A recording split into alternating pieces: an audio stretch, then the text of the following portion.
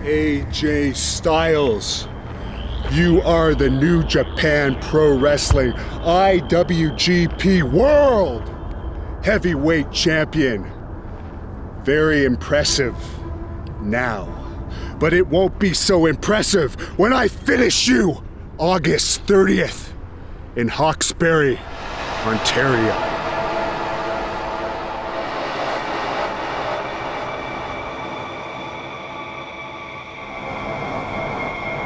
I recently did a tryout with New Japan Pro Wrestling, and I had the fastest victory in the camp, annihilating my former WWE and TNA opponent in less than 30 seconds, making him quit the match. And this scared New Japan Pro Wrestling officials. They're afraid to bring me to Japan because they know I will exterminate all the Japanese wrestlers, just like both of my grandfathers annihilated the Japanese in World War II, exposing them for the weak and powerless country that they are.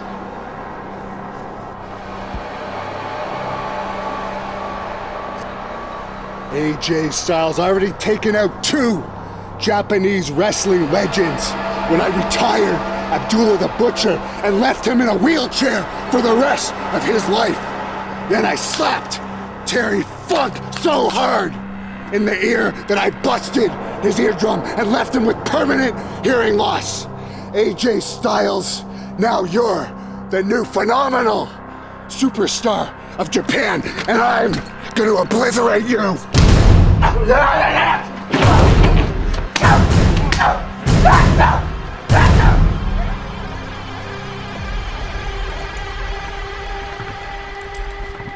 AJ Styles,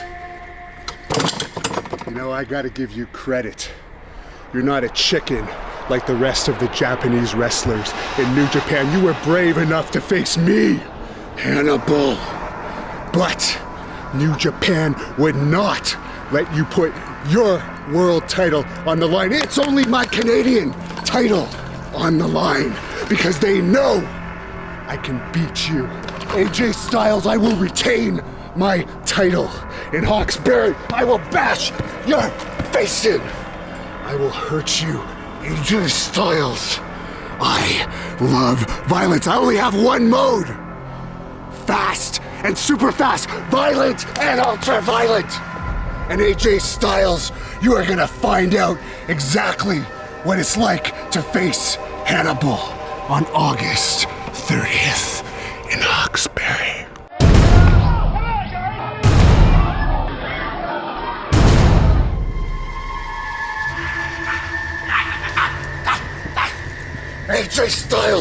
AJ Styles, I am coming to Hawkesbury to show the world why I am the greatest. I am coming to permanently injure you and to humiliate New Japan Pro Wrestling by beating their champion.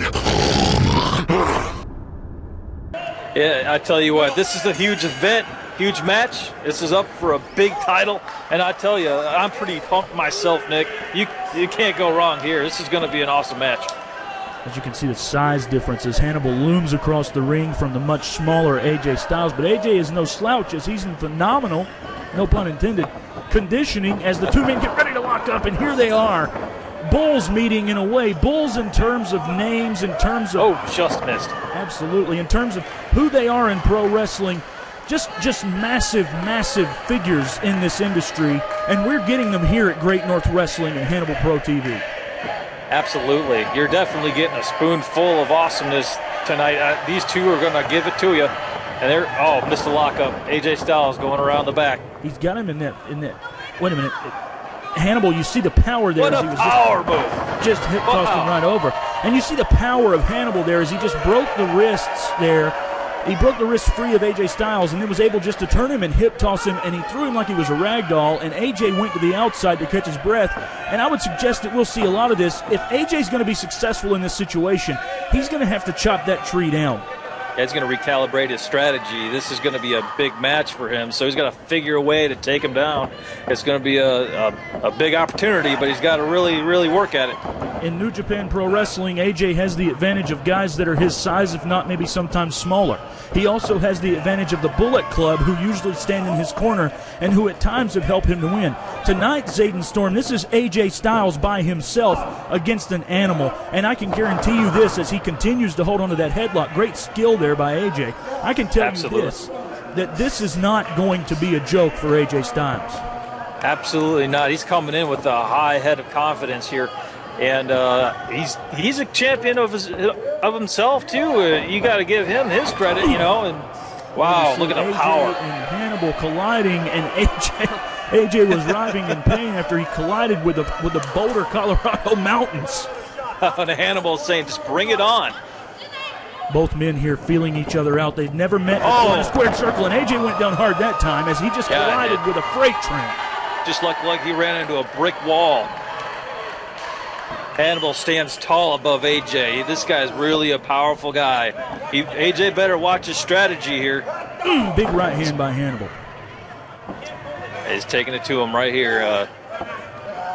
Hannibal in the corner, putting AJ. And of course, we know Hannibal's one of the most fan favorite. Another big forearm to the chest. Hannibal's one of the most fan favorite people here in all of Canada, but he is not above doing what it takes to win the matches. There he is. He's just choking the man. Now it's just the referee to get in there and get that broken loose.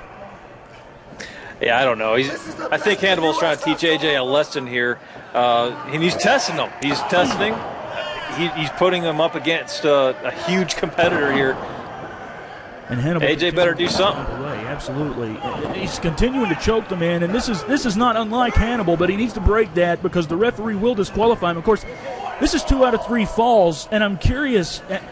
You got two men the caliber of Hannibal and AJ Styles. As Hannibal goes off, he went for a spear, but AJ ducked and leapfrog. Here we go. Drop kick, and Hannibal goes down hard. That's excitement right there. And here we go. Given Hannibal went down. Here you Look at that drop kick. Off with a beautiful drop kick. And what an amazing skill it was for AJ to get out of the way. And once again, we talk about Hannibal's speed, and you saw it there as he was just charging like a bull. He went for that spear, but AJ was able to get out of the way and then deliver the drop kick. And now Hannibal's in trouble. Absolutely. AJ's pouring his classic talent on here. He's trying to figure a way to chop the tree down, as you said. Zayden Storm, I don't know if you noticed, but there was another replay caption, and there was no replay with it. I'm telling you right now, there's something going on with these technical difficulties all night. Someone's behind it. I'm going to have to say, if I find that guy, you'd almost have to strangle him because it's so frustrating. Technical difficulties all night long. It's just driving me nuts. And here, AJ Styles going from corner to corner now with Hannibal, ramming his head into those turnbuckle putt pads.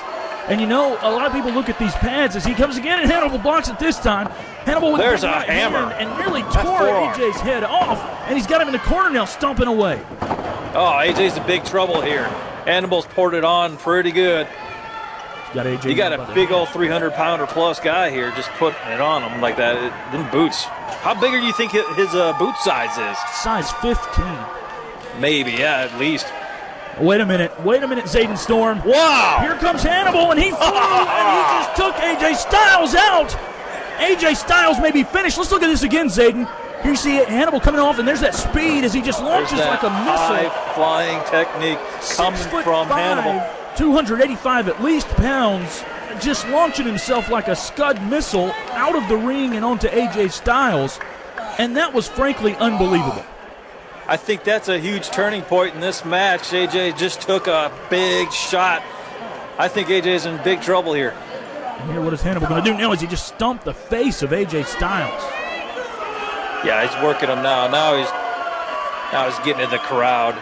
And you know, Hannibal might have AJ right where he wants him, but I would suggest that they make this back to the ring because Hannibal cannot beat AJ on the outside as he tosses him back in. It could be a good strategy, too. I mean, if you think about it, he's the champ. I mean, AJ's not going to win any titles being counted out there. Here we go again, Zayden. Hannibal just choking. And, of course, this is your style, isn't it? Choke a man while he's down. Keep him down. Just pummel him. It gets the job done, Nick.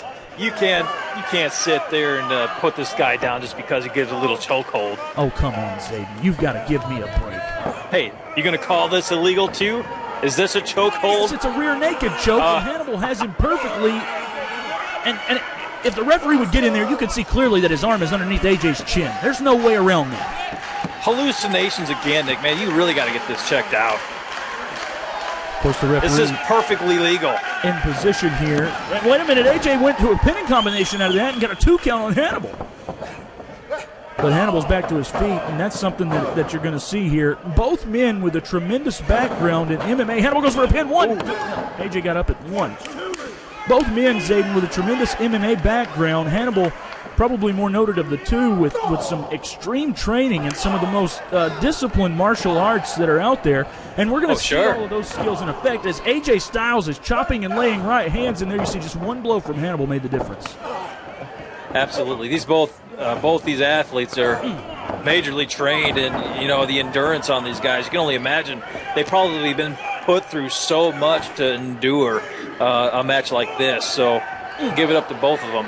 AJ with these forearms. Firing away in that corner. Just fist of fury, and here comes Hannibal back now. Wait a minute. Both men are fighting, and the referee needs to get some order here as Hannibal is just... Wait a minute, AJ. Look at the AJ, phenomenal AJ Styles, and that beautiful punch from that standing position. And now Hannibal's in trouble. He indeed is. And listen to Hannibal this crowd, is in big trouble as they chant AJ, and they're clearly getting behind the man as they're seeing Hannibal cheating and taking anything that he needs to do to win as he reverses AJ Styles now into the ropes. AJ ducks the clothesline. He comes back off. Hannibal catches him. Just catches him. Oh, look at the power. Right. Look at this. Wait a minute. AJ Styles ducked reversal. Behind. Got him to go behind now. Rolls through. AJ Styles. Get out of it. 2. No, Hannibal kicked out. Wow. Hannibal, man, he better watch his back. He's got to be alert. AJ will take it to him. Come on, Hannibal, get your head clear here. AJ Styles just went phenomenal all over Hannibal, and now Hannibal's having some problems with the referee. I think maybe something happened there that he didn't like. AJ right to the knee. AJ went right to that knee, and it's cheap shots. It's documented that Hannibal has those bad knees, and AJ is right on it, and now he's hitting him in the face. Cheap shots, Nick. Cheap shots. Come on, get in there and wrestle the guy. Don't sit there and try to, I'm going to win it by cheating. Snapping her out of the corner into a reverse chin lock now. And AJ's driving that knee deep into the upper back and right into the shoulder blades of Hannibal, and Hannibal might be in trouble here for sure. Absolutely. An elbow to the top of the head. Hannibal, cobwebs have got to be cleared by that point. Hannibal now firing back from the knee position, but just one shot from AJ now is the difference maker. As you saw earlier, AJ went right after those knees, and that was really the difference maker as he's laying those kicks into the body of Hannibal. And that's the thing that AJ has to do here. Hannibal is 6'5". AJ is around the 6 foot mark. He has to keep Hannibal down, and of course, as I say that, he picks him right back up and takes him into the corner. Well, of course, you got to do everything you can to win, and I think that apparently to AJ Styles that includes cheating. Hannibal got right out of the way, and AJ paid for taking the risk, and his face, I think, smacked the turnbuckle post. Wait a minute. Wow, there's some heavy hand chopping there. Hannibal chopping it to him. We could hear that over here. I think the arena echoed. AJ into the corner, and he comes off, and there's that power. And let's see this again. Here he comes. Signature Hannibal. He wants to injure AJ Styles. I'll tell you what, doing that will do just that. AJ's head may have landed across the street in Lafayette.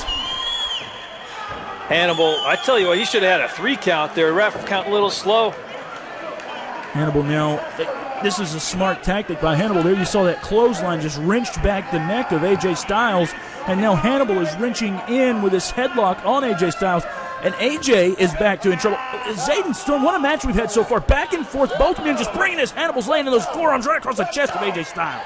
Absolutely. These, like I said, both of these are big-time athletes. These guys, you can't take anything away from them as they're both pouring it on tonight. Now, if Hannibal would just twist his shoulders there, he could get AJ in a pinning position, but I don't think that Hannibal's interested in that. The backstory here is that New Japan Pro Wrestling would not allow AJ Styles to defend that IWGP title. They refused. And so Hannibal wants to injure AJ Styles to prove a point. And sometimes it just has to get ugly and dirty. And Hannibal wants to prove a point. Wait a minute. Hannibal now has him in the corner as he shoots him back into the other corner. Oh, now. he's going for a big-time move. We're going to see another one of these Coming closes across the ring. Here comes Oh, AJ got his feet up. Both boots meeting chin, and here comes the phenomenal one climbing the top rope, and Hannibal goes down hard. Hannibal better get his act together. He's in big trouble. AJ Styles needs to go for a pinfall here as he might score the first out of the two. Big mistake for not doing it. Here it is, 1, 2, Hannibal now. Hannibal kicked out with authority. That's what happens. You just take your time. You don't get cover. You don't get, take that time or that quick moment to make that cover. Wait a minute, Zayden. Here it is. Oh, there yeah. It is, the Big old nightmare. powerbomb. The nightmare. 2, and there's the first fall. That's how quickly, Zayden Storm, this thing can change course. Look at this again. Just out of nowhere, Hannibal went for the nightmare and nailed it. And that was it. One and done. And there's one down. All Hannibal has to do now is score a second fall. This ain't no 2 out of 3 rock, paper, scissors match. I'll tell you that. Wait a minute. Here we are with these. What is this? What is going on here? This isn't a replay, but we have a replay screen. Technical difficulties. This is driving me nuts. Who's back there? Who's working this stuff? Todd Giamatti back there, and I'm not sure what's going on. Todd Giamatti, if you can hear us, you need to get yourself fixed because Hannibal's choking AJ Styles over here, and we're having technical difficulties on our screen. Wow. I think he just pounded his chest through the second rope. No doubt about it. AJ Styles, wow. AJ's going to fire back now with some chops all his own. That next change of chops, this is amazing. You have to wonder what AJ is fighting for here. Of course, that Canadian heavyweight title's on the line, but AJ is fighting for his life. AJ is fighting for his existence, and Hannibal goes into the third row of the fans. Unbelievable. Great North Wrestling, here's something in your face, and his name is Hannibal the Animal. AJ just launched him like a rocket right over that barrier. And here, let's look at this again. Here comes Hannibal, and just with the force and speed of a locomotive, he flies over that thing and lands hard on the concrete. It's like the sound of a car wreck. And here's AJ now, he's going to go out. And what's AJ Styles going to do? It's going to... Here comes some more of these animations that are out of time, and AJ just... Another replay of what, live? This clearly wasn't a replay, ladies and gentlemen. That was live, and AJ didn't just springboard right off of the barricade and nailed Hannibal. Wait a minute, Hannibal has a chair, but AJ was able to block it and get Hannibal in the midsection. Let's look at this again. Look at that. AJ just kicks him right there in the chest. Just dodged a chair shot. The whole scenario. Did you see that kick?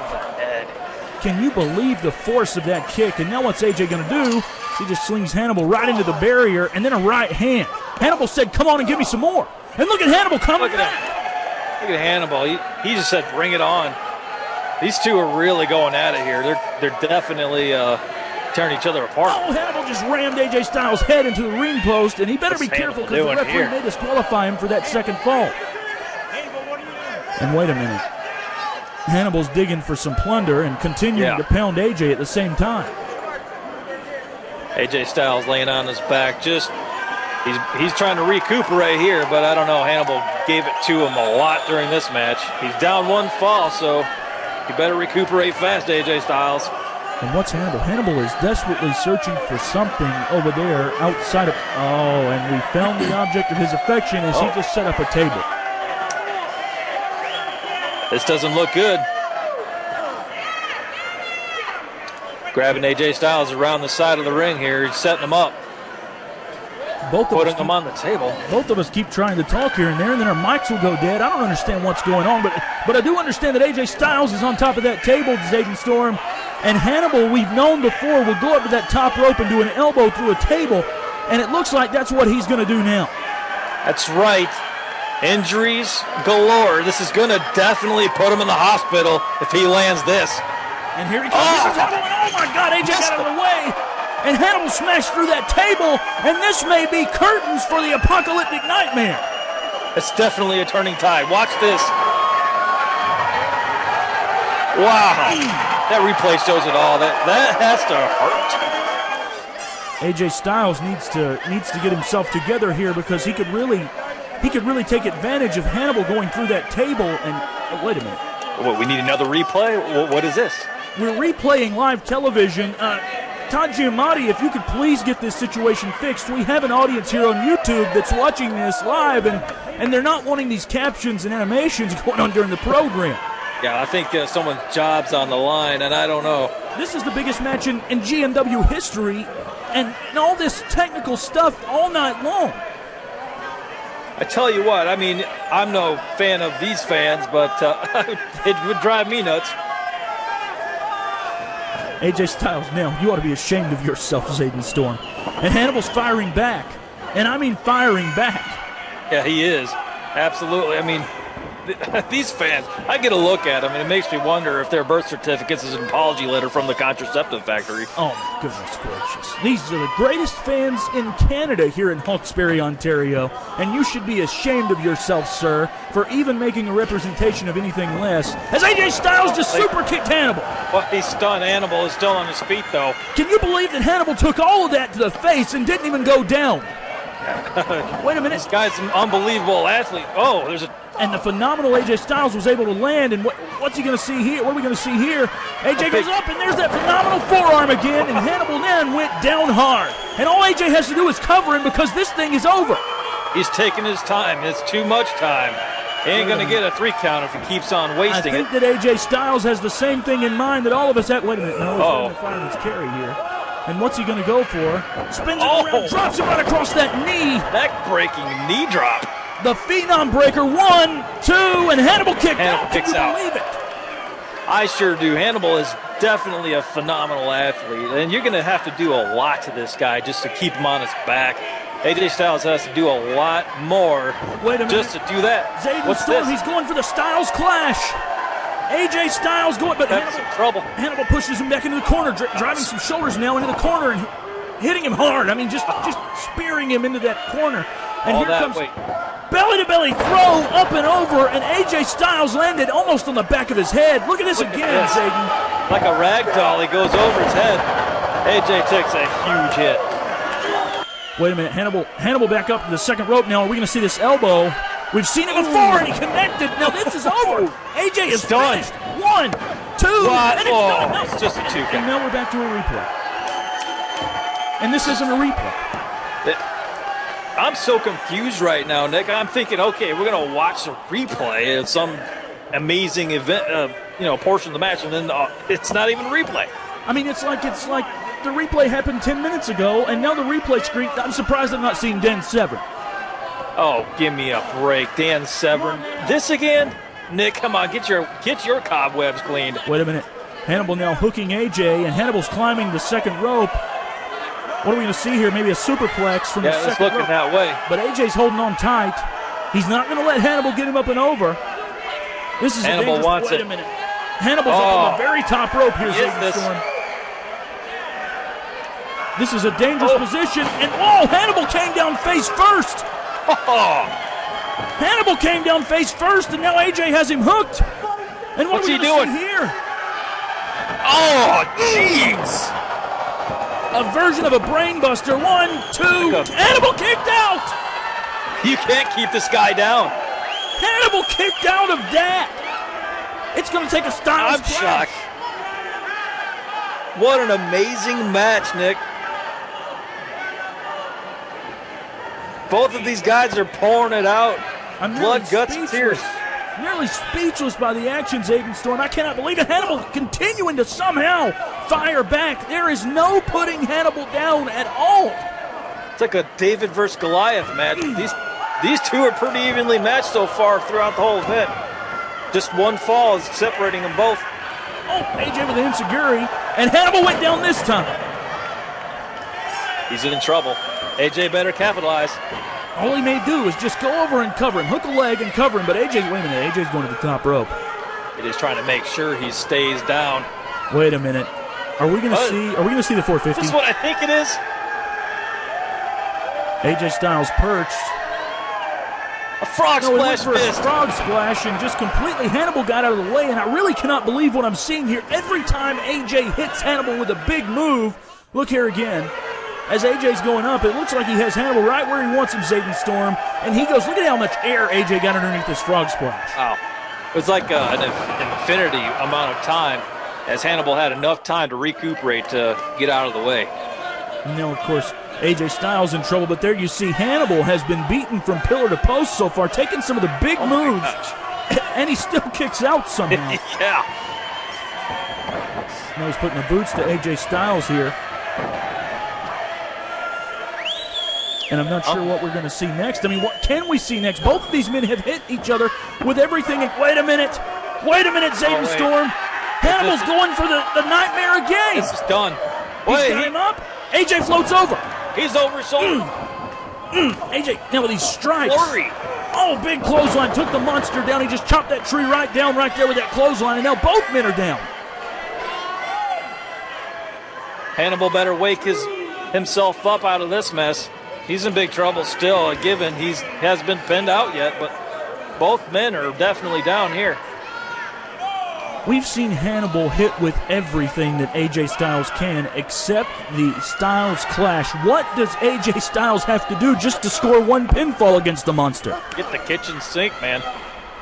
Wait a minute. That's now. what you're going to need against this guy. Hannibal has him in that corner, and he's got violent intentions. You can guarantee that. Are we going to see another one of those vicious? No, he reverses, and then Hannibal just nails AJ right in the middle of it. Stops him right in his place. Oh, the ref's down. Oh, there he goes with a shot to the leg. The AJ with the went down, and AJ starts attacking the leg. And now what's he going to do here? He's going for that rolling pinning combination. Oh, and now he's got him in an STF type position. Well, it's a reverse figure four, is what it is. It doesn't look good. Hannibal's about to. Oh, he couldn't even tap. The ref was knocked out anyway. And but it doesn't even matter, right? Realized that and let go of the hold, and now Hannibal's creeping outside of the ring. AJ's looking over at the referee. There's carnage everywhere. Yeah, and AJ wants to make sure that ref's up and about to make that pinfall. But hey, guess what? You're leaving all that time to Hannibal, and he's getting back up. Heavyweight title, Zayden Storm. Oh yeah. Wait a minute. Boom! He just nailed AJ with a Canadian heavyweight title, and AJ Styles is down. Deal. But remember, the referee is down. That's what you get for not paying attention, AJ Styles. Look at this. See, the referee is wait a minute. The referee's starting to squirm around. There we go. Make that 3 count. 1, 2, 3. AJ kicked. No, AJ didn't kick out. AJ did not kick out. Hannibal just won this. What just happened, Nick? What just happened? Well, it looked like AJ kicked out, but he clearly didn't, as Hannibal just won this thing and maintained the title in New Japan Pro Wrestling. You can open your eyes because the Apocalyptic Nightmare just beat AJ Styles in 2 falls straight.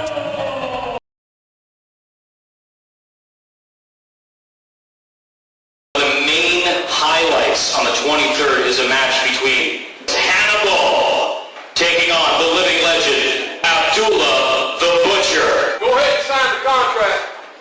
Because we've been to Puerto Rico with you, we've been to Japan, and you can look it right in that TV camera, and let me just say this. You might as well today call your books and tell them that Christmas is in August. Shut up!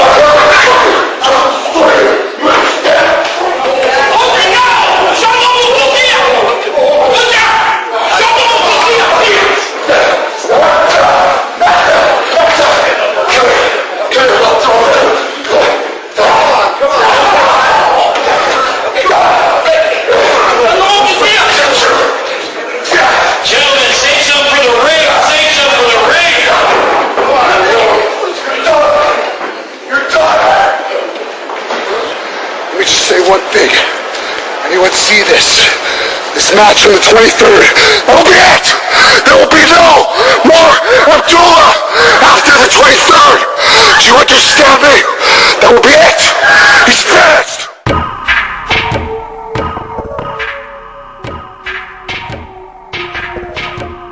You know what? He has to be not in his right mind to face this man coming up.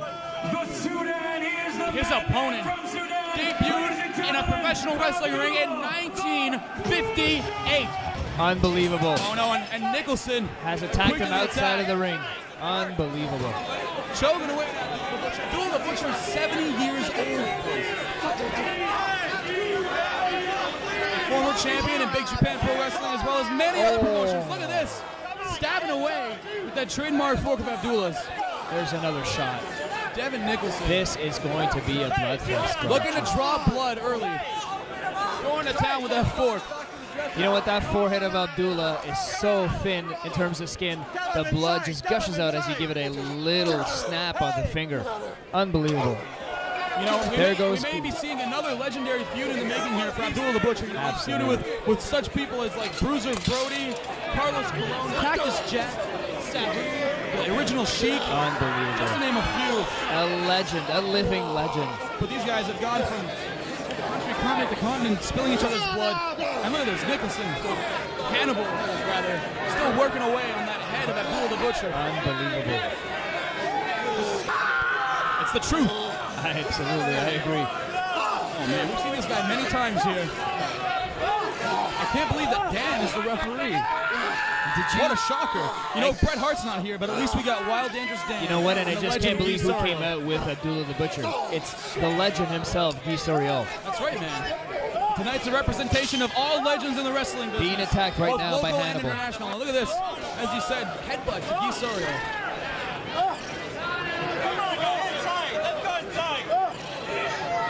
Oh man, Abdullah the Butcher in a bad way here, folks. You know Bleeding at ringside. Wild Dan has no control over this match. He is in the ring on his own, while Abdullah the Butcher is having just a hard time getting his breath. What is Hannibal doing? He's on folding table. Hannibal's got wood, baby. We are in trouble here tonight. But what's gonna happen there? Surely Hannibal cannot lift Abdullah the Butcher, who just smashed a bottle on his head. Unbelievable. And the crowd going wild. And 49 years, boys. Hannibal is busted open, Rachi. Look at that. Oh my. Unbelievable. Oh my God. That is unreal. His head open like a faucet. Hey. Our folks at Fortune Video Editing up at ringside have a better view of this than we do. Unreal. Oh my God. Unbelievable, Rachi. Oh man, Hannibal, a bloody, bloody mess. He is just a mess. Abdullah may, oh my. Oh, look at that. Look at that. You can see the blood coagulating already. Just hanging off in chunks. Very appetizing. Right in front of us, Rachi. Right in front of us. Oh, Abdullah the Butcher. We are having a ringside view of this. You know what, Rachi? I've seen Abdullah many times, and I just can't get used to all of this blood. It's unbelievable. It's a massacre. It's a massacre, voice. Unbelievable. He's got an umbrella now. That's right. He took an umbrella from a fan now, going to work with that umbrella. Man, but what more can he do? Look at his face. Hannibal doesn't even have a face anymore. How can Hannibal be still standing? It's unbelievable. It looks as though his forehead is menstruating.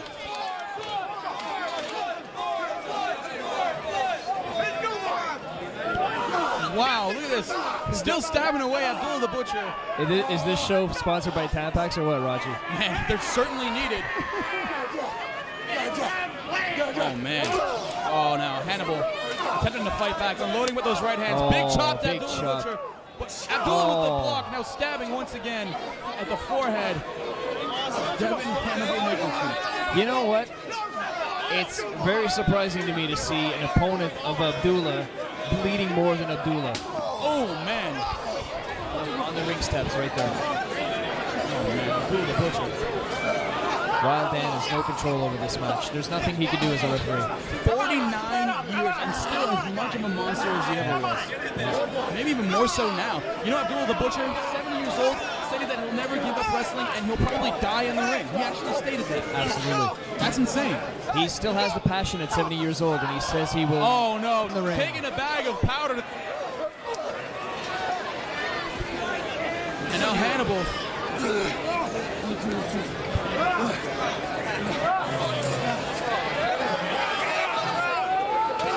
Oh man, Abdullah's hand sent hard over that guardrail. Who actually threw that powder?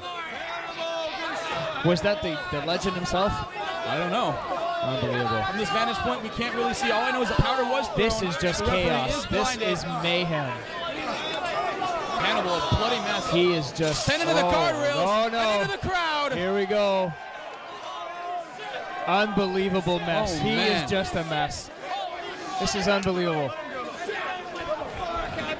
Rachi, I think we better look out here, buddy. What's going on here?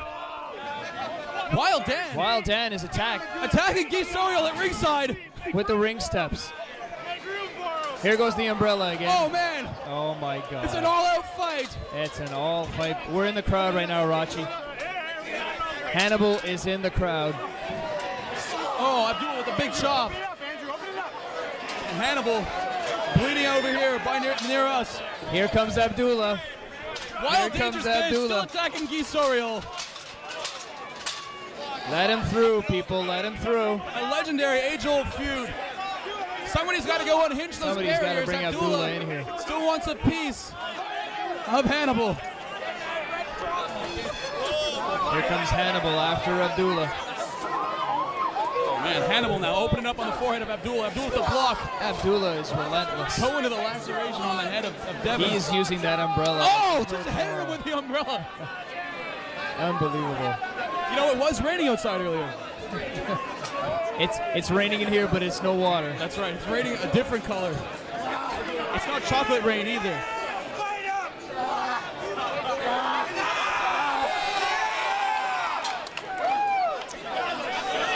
I don't think our ring announcer Sean Demers had any time to tell us that this is probably a no disqualification. Well, it's Abdullah the Butcher. That goes without saying. Absolutely. I agree. Are we still on?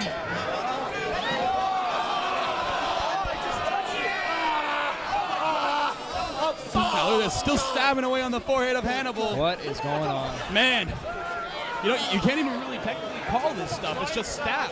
Stab, stab. It's an assault. If this happened in the street, someone would be going to jail. Absolutely. Hannibal fighting They are back going now. back on stage now.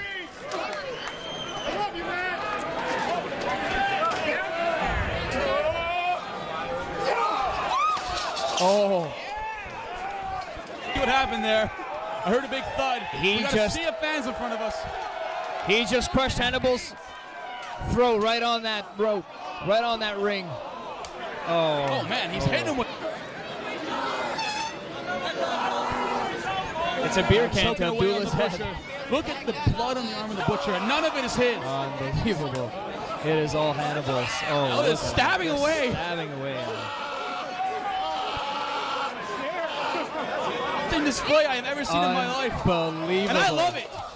Folks, I want to make an announcement. I love pro wrestling. Oh, light tube. Is that a light tube? We want to see the action out here, Buy the folks. DVD, folks. The crowd is not happy as they are battling in the back.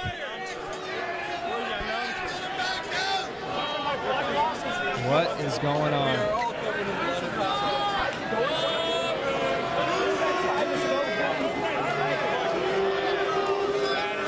Oh, man. Oh, we're going to have Sean Demers is back out. He's giving the mic to Wild Dan. What is going Wild on Dan's here? going to talk. Oh, no.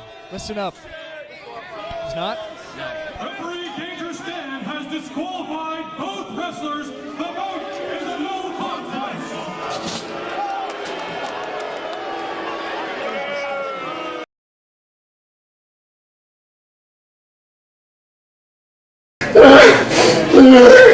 Abdullah, you think I'm not ready for you? I'm gonna get you in your last match in Canada.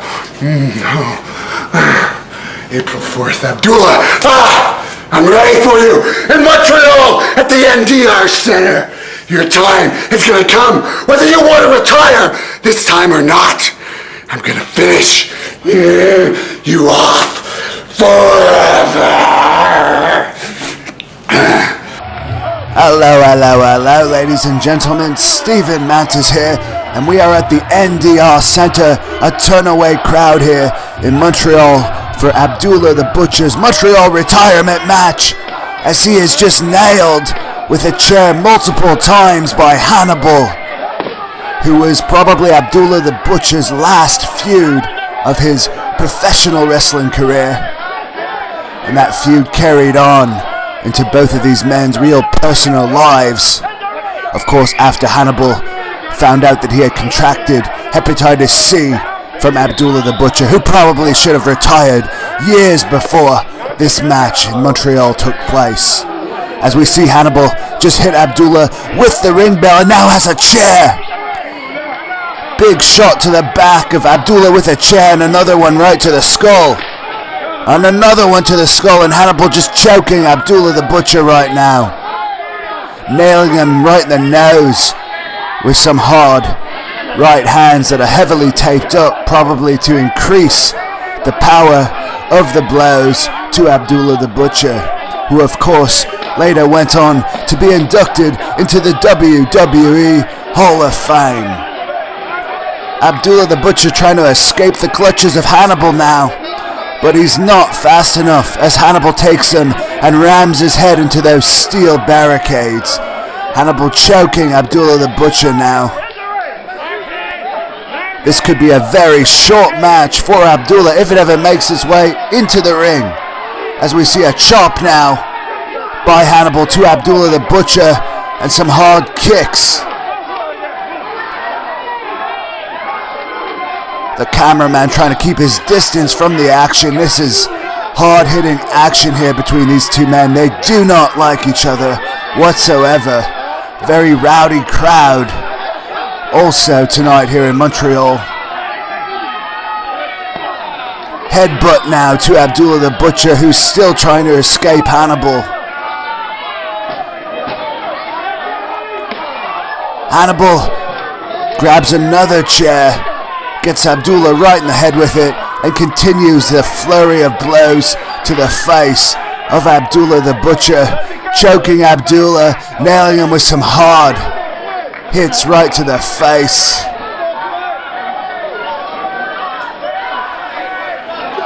Now he's got Abdullah in a headlock, continuing to hammer away on the face of Abdullah, who's now trying to push Hannibal off him. Hannibal is keeping that headlock on as we see the referee, Dangerous Dan, pushing the cameraman out of the way. The referee not doing a very good job tonight of getting the action in the ring. This is a no-holds-barred match, but you'd think it would at least start in the ring as Hannibal goes with a flying double axe handle off of the ring apron to Abdullah the Butcher, who, as we had mentioned before, had seemingly been wrestling for numerous decades, being positive for the blood disease hepatitis C, which is highly unfortunate and certainly puts a blemish on his career. As Hannibal chokes the life out of Abdullah the Butcher, nails him with more punches. I am impressed that Abdullah is still able to stand. Now he does a karate blow to the neck of Abdullah the Butcher, sending Hannibal back. Now he's biting Hannibal. Calling for his manager now. The referee absolutely clueless here tonight as we see the numerous press taking pictures. This match was well covered by the Montreal media, where Abdullah the Butcher was very well known. Hannibal is in trouble right now, as I believe Abdullah has some type of foreign object he's using on Hannibal. Hannibal was of course managed in this match by Dark Cash, who of course is now the manager of the Giant Darko, one of Hannibal's bitter rivals. Abdullah has Hannibal by the hair now. He has something in his hand that he just hit Hannibal with. And the referee is not doing a very good job at all at even attempting to maintain order. He seems more concerned with the cameraman than actually doing his job here of trying to maintain order in this match. And now Abdullah appears to have a broken beer bottle. Now we know what he had in his hands, a beer bottle. He is slicing Hannibal up with it. Picks Hannibal up again. He's still got that beer bottle in his hand. And the referee is a good 5 to 10 feet away. I believe the referee's actually afraid to come close to these two men. He's not even attempting to see what's in the hand of Abdullah. Abdullah now has Hannibal in a headlock. Stabs him again with that bottle. Sends Hannibal flying about 5 to 10 feet back into those steel barricades, but Hannibal still has some fight left in him as he nails Abdullah in the face, both men choking each other. Abdullah now throws Hannibal into the guardrails. Hannibal goes over the guardrails and appears to land on a fan. Hannibal now getting up. He's in a lot of trouble here. Appears to be almost a near riot situation as the fans coming after Hannibal with chairs. Hannibal picks up a chair of his own for protection and nails Abdullah. Abdullah now has Hannibal back with a chair and stabs him with that beer bottle, sending Hannibal back into the audience. The audience is of course heavily behind Abdullah the Butcher tonight, as they were aware that this would be his final match ever in the city of Montreal, where he fought such opponents as the Rougeau brothers, Gino Brito, even feuded with Bruiser Brody in the province of Quebec. Of course, Abdullah wrestled for approximately 40 years, which is an extremely long career. He was in the late 60s at the time of this match, as Hannibal laying the boots to Abdullah, who's finally made his way into the ring.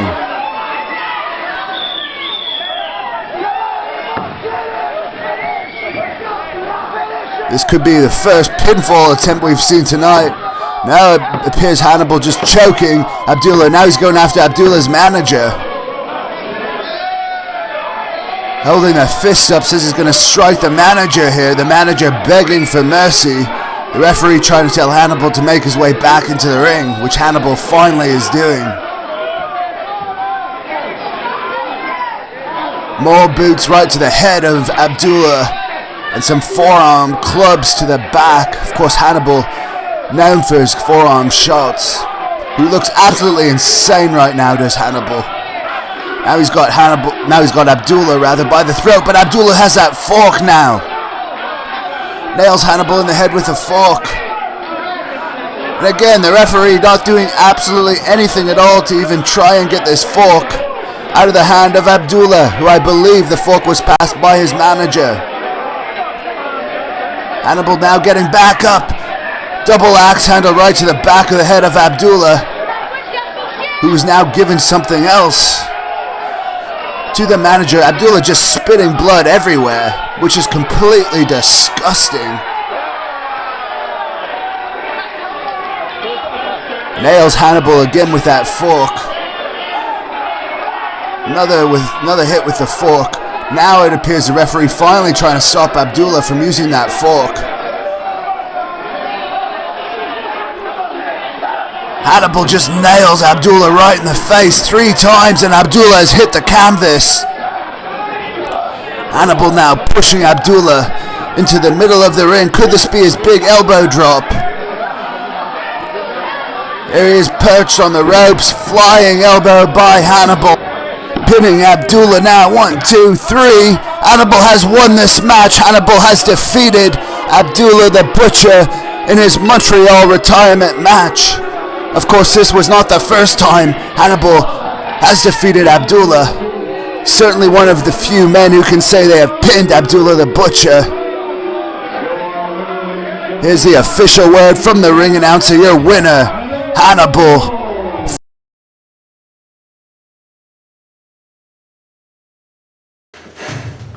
Al Snow, you are a 6-time WWE Hardcore Champion. You even held the WWE Tag Team Championships with Mankind. And now, you want to take what's mine. You want to take the Great North Wrestling Canadian Heavyweight Championship from me. And you're going to get your shot at my title June the 4th, this Saturday night in Smith Falls, Ontario. You know, there's no question you're tough, Al Snow. You walk around with a plastic female mannequin head tucked under your arm like some sort of deranged idiot. You trained with Dan Severn in MMA, and you're so loony, I'm not even sure that you can grasp the concept of rules in a professional wrestling match. But I have a bone to pick with you. You see, back when I was 18, I made it to the semifinals of WWE Tough Enough 3 in Denver, Colorado. You were the head trainer and on the selection panel for that show. And you didn't select me! You caused me to miss my opportunity! And now I'm stuck working $100 penalty jobs to get my face smashed in! Rather than living the high life of the WWE. Al Snow, you think you know pain? You think you know hurt? Well, you never played in the Devil's Playground before, and I'm gonna make you pay! You are the reason that I missed the final cut! And that is why I plan to take that head out of your butt! I'll get revenge upon the man that ruined my life! I'll make a happy woman of the that was your wife! And it is Al Snow in the ring. He is a WWE and ECW legend, current TNA superstar. And this should be a fun match here. He has got head in the ring. What does Cheeky always want? Head! What does Cheeky always need? Head! Al Snow versus Hannibal, a personal rivalry here. You see, Hannibal tried out for Tough Enough Season 3, and it was Al Snow that said no to Devin Nicholson. So not only is this a test for Devin Nicholson to defend his Canadian Heavyweight Championship, but it's to prove Al Snow wrong in his choice of not having Devin Nicholson, Hannibal, be a part of Tough Enough. There's definitely a lot of personal history here, as you have mentioned. But Hannibal has been on a warpath, not only to maintain his reign as Canadian champion, but also to climb his way back up to the top of the mountain, perhaps to work for the larger companies, make it to TV, make it to the world title. Here we go, this matchup is underway. I am super excited to call this one Al Snow versus Hannibal. This will be one for the ages tonight. These fans are interested, I'm interested, you're interested. Al Snow reaching for the handshake. Hoping for a friendly match tonight. A great contest between the two. And a great show of respect between both these competitors. Again, Al Snow in incredible shape, 240 pounds. Just looking amazing tonight. He will not be a pushover in this one. He has not missed a beat. And they're testing each other out here. It's going to be interesting to see who gains the higher ground early in the match. And finally the collar and elbow tie-up between both men. And it seems dead even right now as not one is able to come out with the advantage. It's an interesting match because I don't even think there's perhaps a good guy or a bad guy in this match. I think we just have two great wrestlers who are battling for, again, the supremacy in GNW, to be at the top of the ladder, the top of the food chain. Waist lock from Al Snow, reverse it to a hammer lock from Devin Nicholson. Hannibal. Al Snow, no slouch to technical wrestling and technical ability. And now finally able to get back up as Al Snow went into the ropes. It's going to be a bit of a feeling out period between these two. Of course, Al Snow, known for the snow plow, a scoop brain buster, and the snow salt, of course, moon salt. And especially for a man of his size, it is very impressive. Going into the headlock. Snow throws him into the ropes. Big shoulder block. Solid. Devin Nicholson. And Hannibal looking strong here, and Al Snow. Very impressed about what he's seen so far. That's what a title match is all about. And Al Snow is just going to take his time. Again, a WWE and ECW legend. as he's talking to Head about what he's going to do in the matchup. I think Al Snow's probably worked for every single major company in the world. That's a lot of experience coming into this title match. The crowd is firmly behind Hannibal in this one. Oh, nice transition with the leg trap from Al Snow. I got a nice headlock on the ground. Very nice transition from Al Snow. That veteran experience coming into play. It's a much more technical match than I was expecting. Hannibal's often much more of a hard hit or more of a brute than what we're seeing right here. And now it transitions into headlock from Hannibal versus a bumps on the shoulder block from Hannibal. Al Snow getting right back up. A little worse for wear, but still ready to go. Maybe asking Head for a little more advice on how to accomplish the victory here. And Al Snow showing some great respect to Hannibal. He's very impressed about who he's been facing so far. And again, Hannibal with that look of determination to show that he made a mistake. Trying to go for a hammerlock was from Al Snow. Snow's got an arm trap going. Just wearing down the arm, it seems. Really focused. Good technical game being shown from Snow. Now trapping the arm with an arm bar. Well, I think Al Snow knows if he gets into a game of strikes with Hannibal, he might not come out on top. And now into the ropes. Referee's got to break this up. Oh, and a big forearm from Hannibal throws him into the ropes. Shoulder block from Al Snow. The table's turned a little bit here. Snow going into the ropes.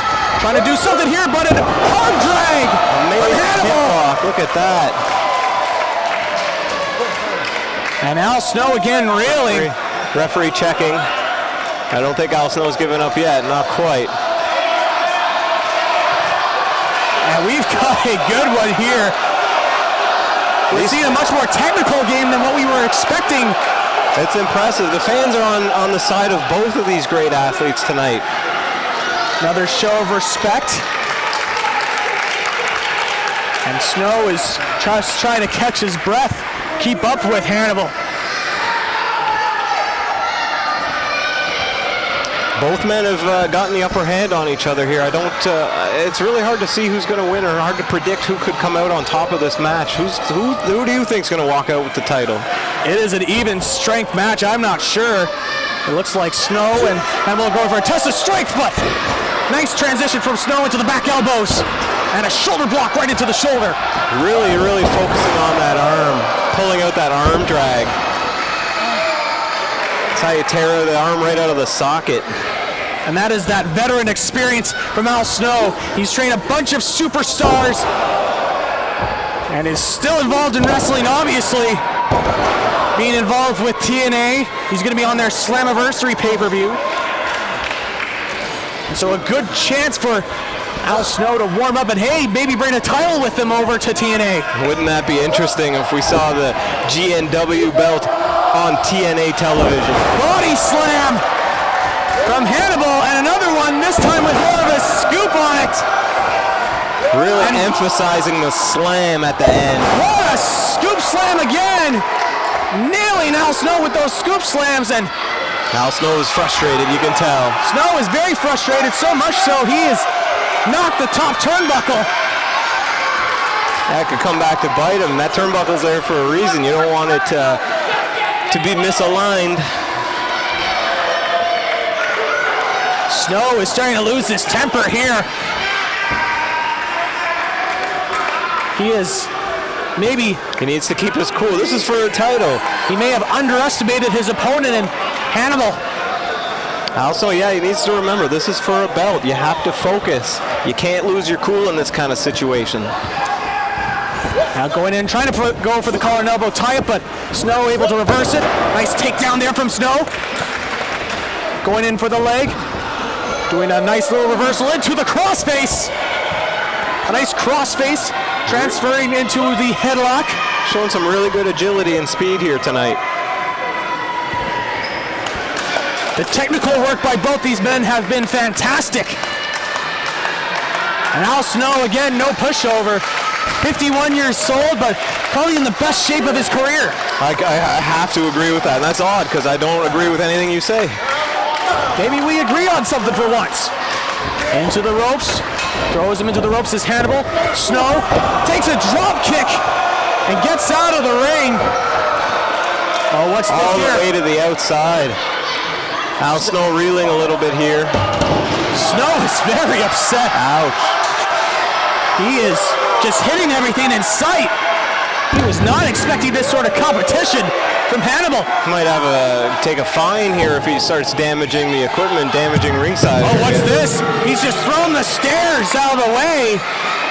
And again, he's not paying attention. The referee has his count, and this is a title match, but it looks like Hannibal is slowing the referee's count down here. Perhaps he wants to finish this in the ring, finish it with a pinfall or a submission.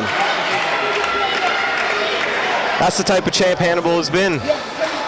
Hannibal, with respect to Al Snow, telling him to get right back into the ring. Great respect again from both these competitors. Snow is looks like he's going to accept that challenge as he enters right back into the ring. Good show of respect again. Great sportsmanship here tonight. It's a rarity in the business of professional wrestling to see this kind of sportsmanship between two great athletes like this. Often the egos get in the way, the desire to win that belt gets in the way. A headlock from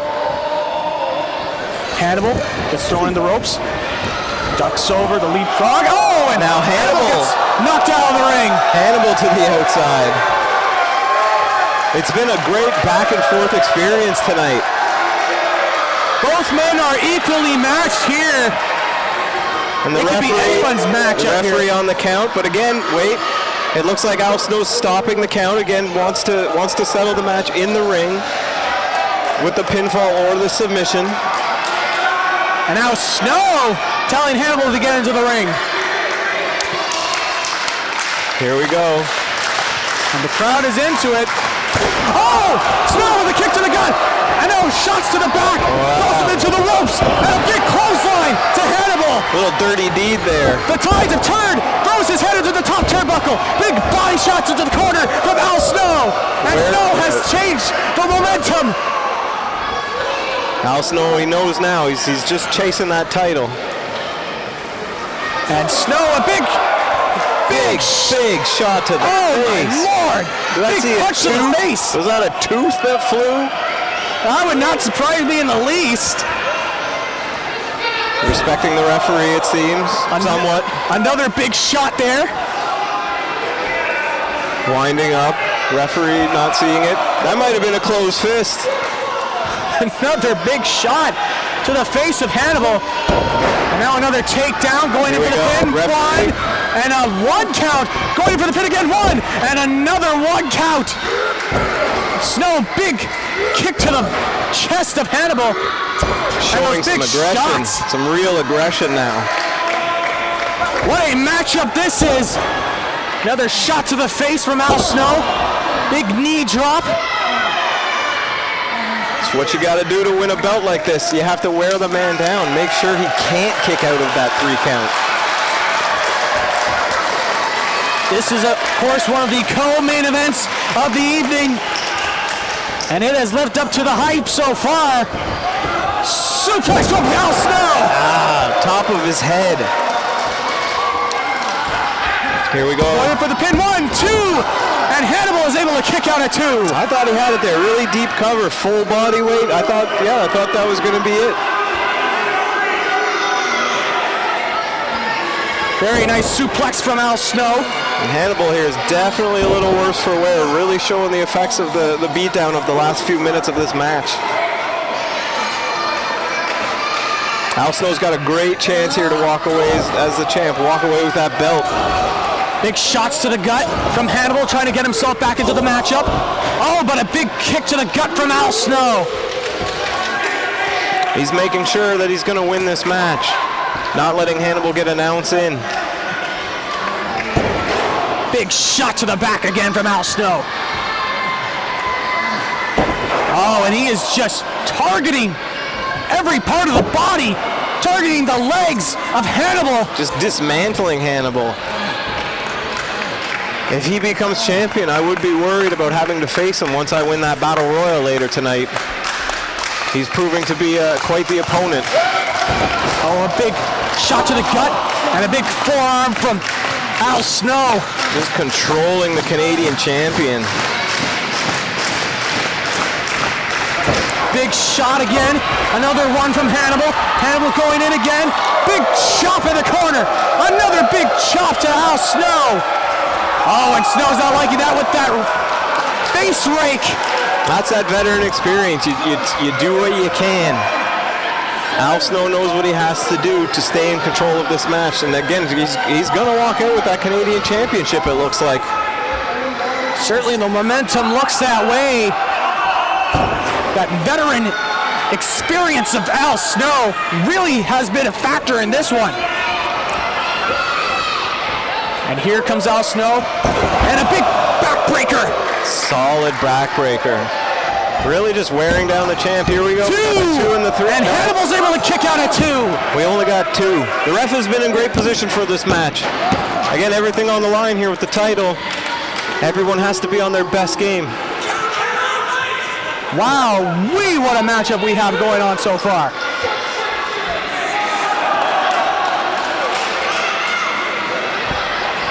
Snow's got him up. It looks like he's trying to go for a neck breaker here, and a nice swinging neck breaker from Al Snow. Going in for another pin. 1, 2, and Hannibal is able to kick out at 2. I don't think Al Snow is very happy with this referee. Snow is just trying to find some way to beat Hannibal. Hannibal has kept himself in this matchup so far. Well, again, as champion, I think it's hard to find a way to beat somebody like Hannibal. That's why he's been champion for so long. Throws him around into the corner. When you talk about finding a way to beat a champ like Hannibal, you literally have to search and find a way. Oh, what's this? Oh, throws him right into the ring post, and Hannibal gets launched outside of the ring. That might be a way. Shoulder first into the ring post. And Al Snow is working his duty. Oh, what's he going for here? He's going under the apron. Going off to IKEA to grab the furniture, see what he might find. What's Al Snow doing here? He's leaving. Snow is looking for something here. What is he after? Stairs? Chairs? Snow is leaving. He's looking for something. Heading to the back room. He's heading backstage. I think he's found... Oh, he's got a table. Wow. Al Snow has a table. Off to the referee. Like a bolt of lightning. Going right to Al Snow, telling him, no, you can't do that. I don't think the referee has a choice. We see tables at GNW all the time. Oh, and a big shot to the back from Al Snow on the outside. And this is starting to get a bit out of hand. Snow has got him up. Oh, and a big shot right onto the barricade. A steel bar to the rib. That's no good. And Al Snow, he's got the table. He's got it set up in the corner. He is making sure that is looking good. Heading back outside, he's going to grab him, I think, and this might be the end. I think we're getting ready to wrap it up. Al Snow has a plan to walk out of here as the Canadian champion. And it's about big to happen. Chop, another chop from Al Snow, but a chop right back, and it is back and forth between both these men. Oh man! Shot for shot for it is shot. A chop fest going on right now. What a fantastic matchup! The referee in the ring, starting up his 10 count. There we go, we're bringing it back. We're bringing it back into the ring. Maybe some more control here. Table is still set up in the corner. Elbow drop from Al Snow. Effective. That is effective. And Snow is pointing at the table. He has a plan, and he is going to follow it through. This might have been what Head was telling him earlier on. This might have been the advice that Head gave. Get the table, put him through, walk away with a Canadian Championship belt. ECW chants are filling the arena. And Al Snow is getting ready. These fans want to see the table. They want to see a new champ, it sounds like. And Snow throwing Hannibal in. Hannibal stop. Not quite. Wait. Transition. Almost into the referee. And a splash into Snow. And Snow hit the referee. And the referee's knocked out. Another squished bug tonight. And here comes the sacrifice. That's his finishing move. Sacrifice from Hannibal. Dropped on his head. Going up in a pair. 1, where's the 2, referee? 3. Where's the referee is knocked out. Do we have another official? 6 count. Is there any official? We need a 3 count. And now Hannibal's trying to wake up the referee. He's calling for another official. Do we have a ref? I think we have one coming. Here he comes. And here comes another referee. This might be 1, 2, 3. He kicked out at 2. And we keep going. We 2 keep 3 going. quarters. What a match. Oh my Lord, what a matchup here. That referee is out cold. And a shot to the back from Al Snow. From behind. Snow's getting him set up. It looks like he's trying to go for the Snowplex. Snowplex from Al Snow. Here comes the pain. 1, 2. And Hannibal's able to kick out at 2. Where did he get that energy? Where did that come from? He kicked out of the Snowplex. That's Al Snow's finishing move. Wow. What will the equalizer be? What a matchup here. What's this? And the other referee has been knocked out. Both the referees are down. This has turned into pandemonium here. And Al Snow is calling for a chair. Al Snow's got a chair. Remnants of the ECW that the fans were talking about earlier. Hannibal's saying no. Hannibal's ready. Hannibal is no stranger to chairs and tables. And the referee is slowly getting back up. Is Al Snow aiming for the referee, it looks like? What's this? Wait a minute. Al Snow made it sound like he hit the chair on the mat. Hannibal trying to turn it back on him. I've never seen this before. What is going on here? Al Snow. The triple swerve. Al Snow hit the chair on the mat and went down after giving the fingers to Hannibal. But Hannibal saw it and fell down, and the referee is trying to ask him. The referee unsure what happened. Asking for advice from the fans, asking to see. The referee unsure what happened. And both are trying to sell their injuries right now. What's this? He got caught. The referee got caught. The referee saying he hit him. Through the table. And the pin. 1, 2, 3. And Hannibal is able to retain his Canadian Heavyweight Championship. Still the champ. Amazing action tonight. Oh my. And a spear through the table. A spear through the table from Hannibal is able to make him retain the championship. What a matchup. Oh my. So it's Hannibal I have to face. Who's going to win? We have a 20-man battle royal coming up next, and whoever wins that match will face Hannibal for the Canadian champion. I am quite unsure if I want that to be me. After seeing that table, seeing this destruction, I'm a little worried. I think the 20, 30 men in the back are also worried. This is going to be quite the battle royal. What a match. That is quite possibly one of the greatest matches in Great North Wrestling history. One of the most physical for sure. Al Snow took the spear through the table. He gave it everything he had, every last drop. It's unfortunate he didn't come out on top, but I think after a showing like that, he's quite deserving of a rematch at some point in time. What a fantastic matchup that was.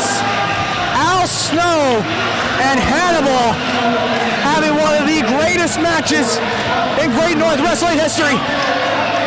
All right, I gotta go. I'm gonna go prepare for this battle royal coming up next. You better do a good job while I'm gone. I don't want to hear reviews later. I don't want to see people posting on the internet that you screwed up the whole show while I was gone. You got it? All right, I got it.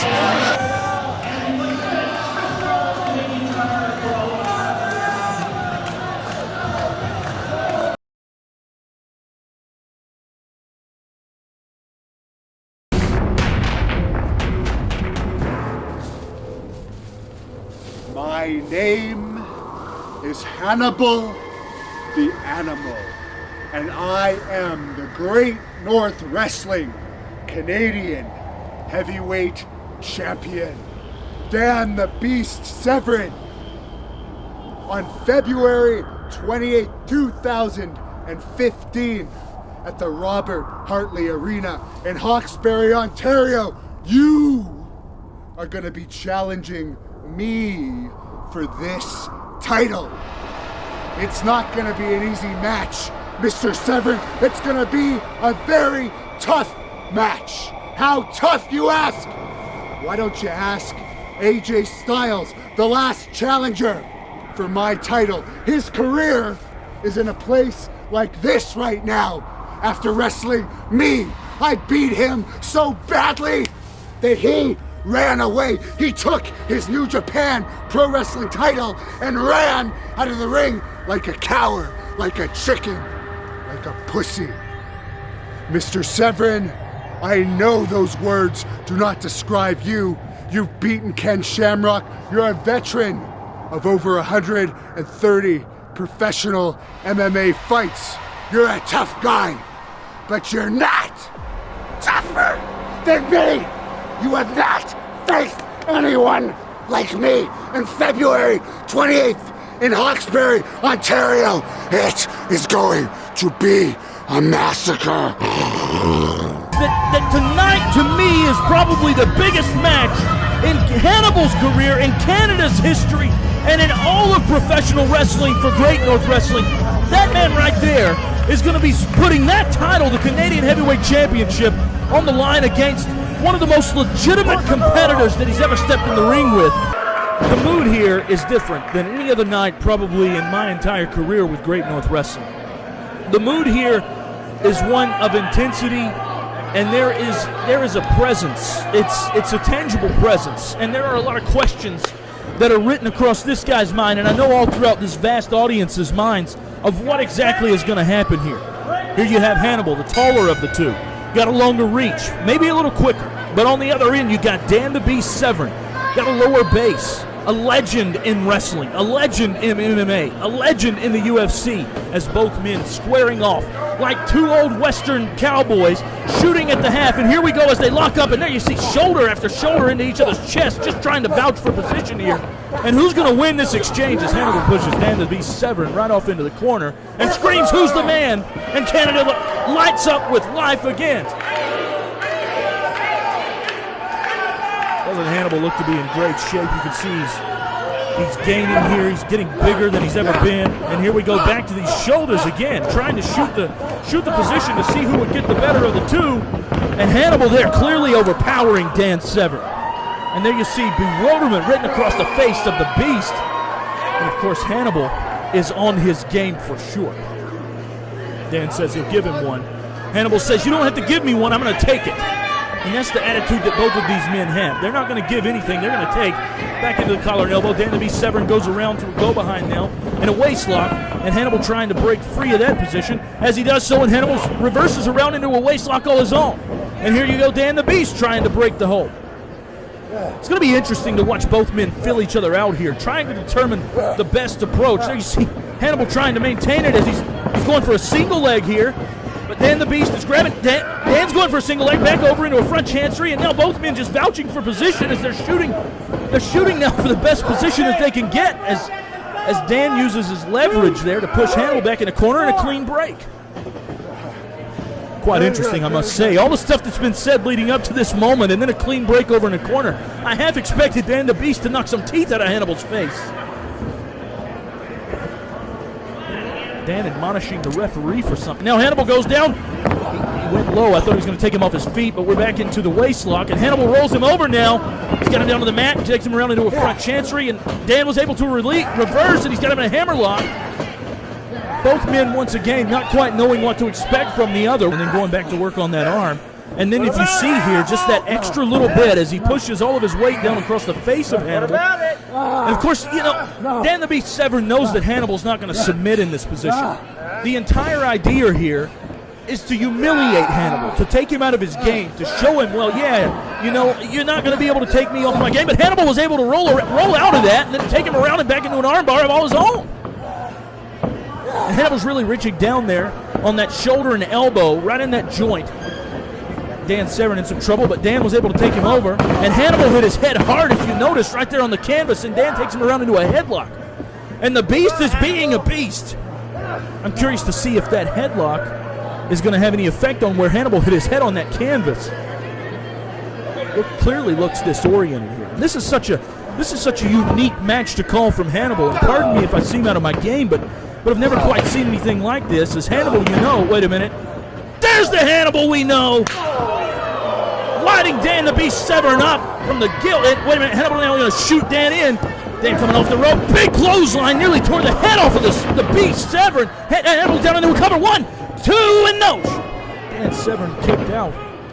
I didn't think that it would beat him so easily, but certainly, no doubt about it, Hannibal came close, and now Hannibal is going to lay his body weight across the shoulders of Dan Severn in this headlock, and now he's going to wrap him up almost into an octopus here. Oh, look at this interesting variation of a headlock, key lock, octopus stretch. This is such a unique hold, and that's what Hannibal is known for outside of professional wrestling, is being able to lock a guy up, being able to tap a guy out. But here inside Great North Wrestling, all we've known of Hannibal for so many years has been this smash mouth style that just decimates people. Maybe this is respect. I don't know. But what are we going to do? Dan Severn there with a version of the stunner. That wasn't on the head, it was on the shoulder, and Hannibal might be in trouble too. Kicked out. But what's so interesting is the pace here. We always note that Hannibal is high octane, he's high impact, he's always on top of the guy continually. But this time it's a little different. It's Severn there with a judo throw, and Hannibal looks like he might be in trouble. And Severn, if he would just get on the guy, would capitalize. But once again, you can see maybe a respect that Severn has for Hannibal as he's trying to try to learn the guy, because the biggest mistake you can make is rushing into something. But now here you go, Dan Severn not rushing into this situation as he's just choking the man, and the referee needs to get in there and break that up. Hannibal now goes to the midsection, big forearm right across the back, clubbing axe handle, and Dan Severn now in trouble, and Hannibal back into the headlock. I'm not sure, but the feeling that I have here is that Hannibal wants Severn to tap, and Severn wants Hannibal to tap. That headlock is wrenched in tight. You see Hannibal there using his forearm to just wrench it in even deeper, but Severn fighting back with that heart the size of Canada, I would say. Hannibal saying he's not so tough, but clearly we know he is, and there's a big clubbing forearm to the chest, and that's the Hannibal that we know. Another one of those huge chops just lighting the chest up of Dan Severn, and now Hannibal gets ready as he shoots him in, but Severn reverses. Hannibal off the ropes. He comes in. He's got him up. What is this going to be? Oh, a big variation of the backdrop, and now Severn's got him in an arm bar. Hannibal might tap. Look at him. He's going to pop that elbow out. Hannibal's in trouble here. Severn's got that thing locked in deep. Hannibal.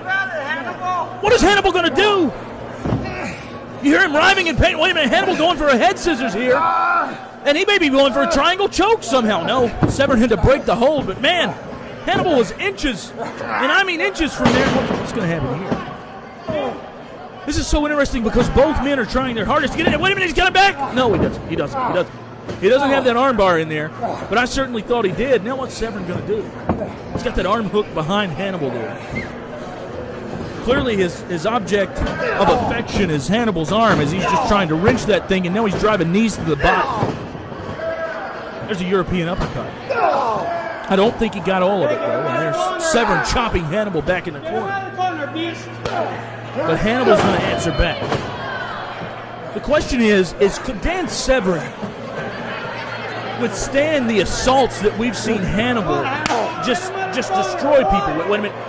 Out of the corner with a belly-to-belly, and Dan Severn goes up and over, and Dan Severn might be in trouble. If Hannibal just drag him right to the center of the ring here, Hannibal would have this thing. He's got Severn.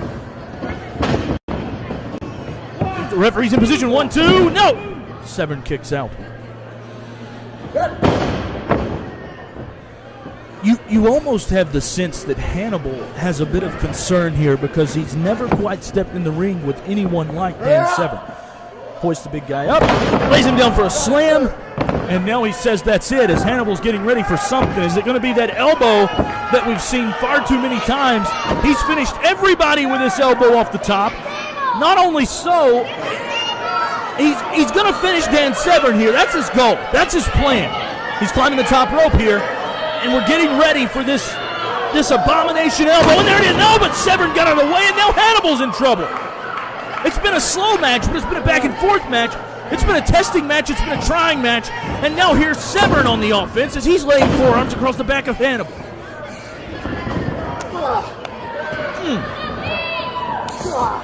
You can hear those European uppercuts laying into the chest and the neck area of Hannibal. And Severn's giving chase over into the corner. Now he's going to take Hannibal off. He sends him into the other corner. Severn gives chase. Hannibal meets him with an elbow, and Severn may have been knocked out cold. Did you see how Hannibal just came out with that elbow and caught Severn right in the ear, and Severn may be in trouble. Wait a minute. Hannibal says, let's get rid of this piece of trash, and just tosses Severn out like he's a rag doll. Well, you see Severn, the pain written across his face, and he's in trouble. Hannibal in the ring, showboating, but there he came. He came right out real quick and gave a big boot right to the back of the head of Severn. Big forearms again out there, and this audience is getting a close-up view of what Hannibal's capable of. Wait a minute. Takes him back into the guardrail. Big forearm to the chest.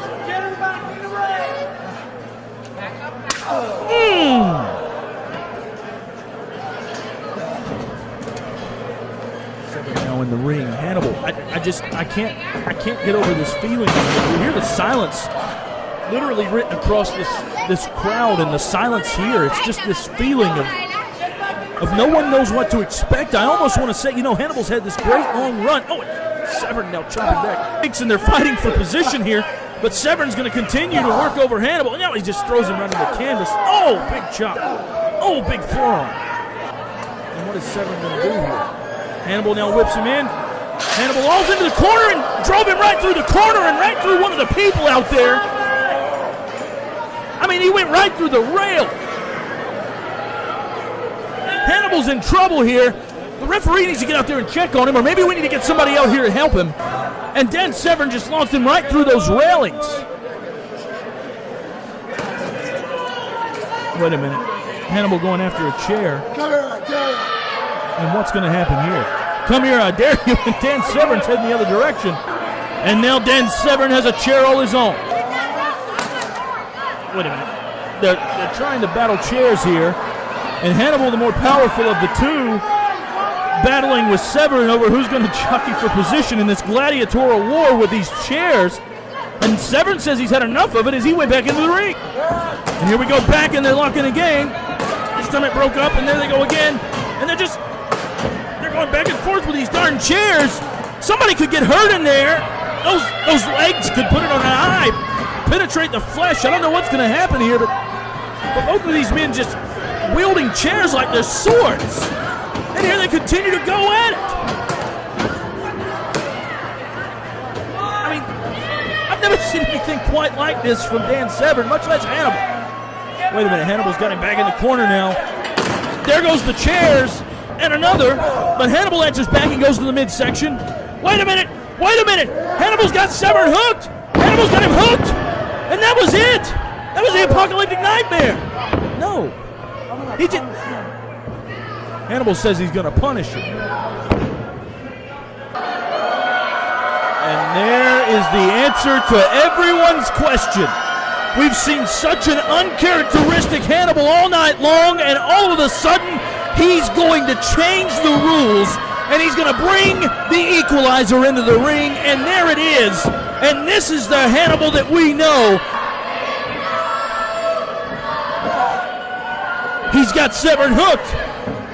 He's going to German him through the table. He's going to German. No. Dan Severn was able to put on the brakes, and he's trying again. Severn hooks the leg on the outside, but Hannibal keeps trying. Severn keeps battling. Breaking that grip there. Wait a minute. Severn goes behind. He's got him in a rear. Wait a minute. Hannibal. Severn. Oh, my God. I can't even get my words out, but Dan Severn just put Hannibal through the table, and it looked like the back of Hannibal's head went straight through. Ladies and gentlemen, we got a new Canadian heavyweight champion here. The referee's in position. 1, 2. No, Hannibal kicked out. I can't believe what I'm seeing. How did Hannibal get up from that? And Dan Severn's going to signal it's over with. Hannibal hit him with the apocalyptic nightmare earlier. Had the opportunity to pin him, but wouldn't. And then Severn comes back and Germans Hannibal right through the table, and Hannibal's head went right through the darn thing. Wait a minute. Severn's got him hooked here. Oh! Hannibal just got knees into the forehead of Dan Severn, and then when trying to land, it looked like he inadvertently kicked the referee right to the side of the head, and Dan Severn goes down like a lump of potatoes. I can't even get my words right tonight. This is so crazy. But the referee is out cold. Hannibal hit him right in the... Wait a minute, there's a reserve, and Hannibal maintains the title.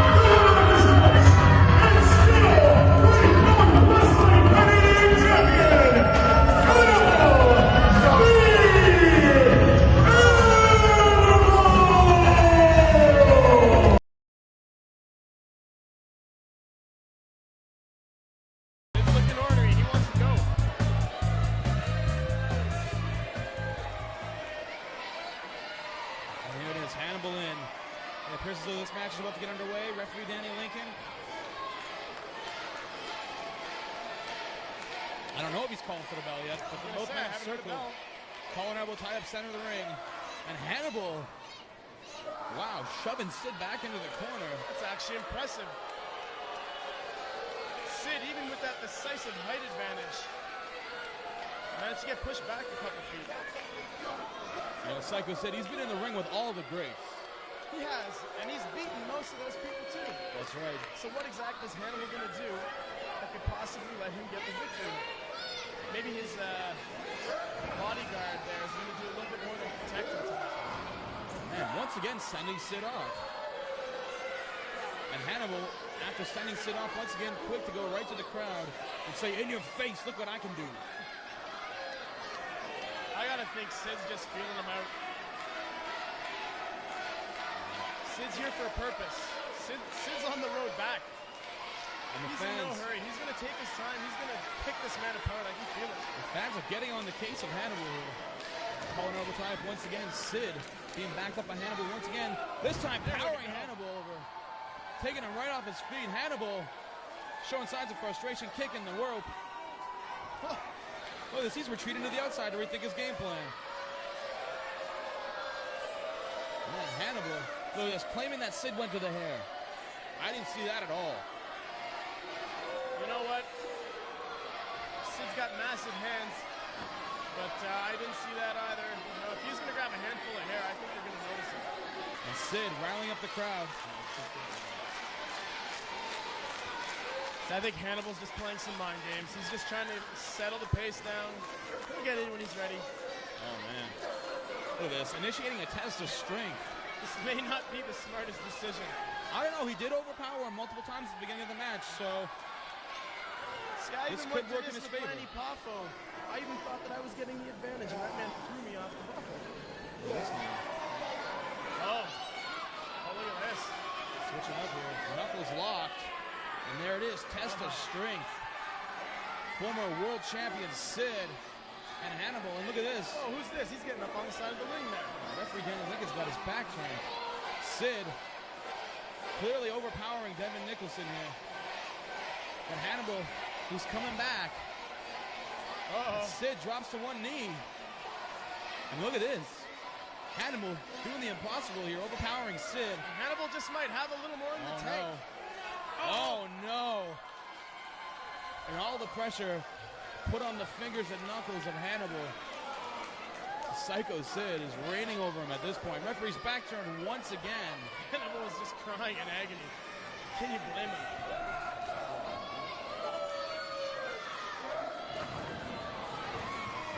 Look at that now. Double axe handle. Sends Sid to the outside. Hannibal giving chase. Clubbing forearm to the back. Face first off the apron with Sid. Here we go now. Oh, man. Sid on the outside being manhandled by this bodyguard. What is he doing here? Sending Sid back to the inside.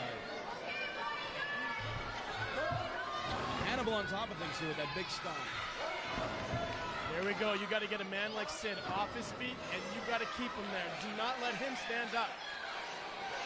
Choke him, kick him, punch him, whatever it takes, any means necessary. Oh, man. Choke across that middle rope. Taking the low road is Hannibal. Look at this. Referee Danny Lincoln once again being distracted by this big cat. As Sid once again being throttled across that middle rope. This is where it pays to have your own personal security outside the ring. Strength in numbers, just like you saw last match. Exactly. Especially with a moron like Danny Lincoln in there refereeing your match. The moth flies by, that guy will get distracted. He's a mongoloid. I don't even know if I'd give him that kind of credit. Oh, look at this now. This bodyguard choking around Sid. Not cool. I mean, look at this. Devin Nicholson, the Hannibal. He's doing what he's got to do. You know, he's got the referee. His manager's just choking Sid right out. There we go. Look at that. Look at that. You got to get over there. Danny Lincoln slow to react there to that pin attempt. Man, this guy was driving the short bus. That kid was driving. Now Nicholson with the rear chin lock, knee to the base of the neck. The leverage into the rear chin lock. Well, all these people getting slush puppies. I love slush puppies. You know who loves slush puppies? Who loves the man in our main event tonight, Wild Dangerous Dan. He's in the main event. That's right. As Wild Dangerous Dan going to take on Abdullah the Butcher, rekindling the old feud from the CBW days. Wow. Now who's ahead in the win-loss categories? Has Abdullah suffered a loss yet? I don't know. You don't know? Well, I don't know. I believe the matches were usually just thrown out.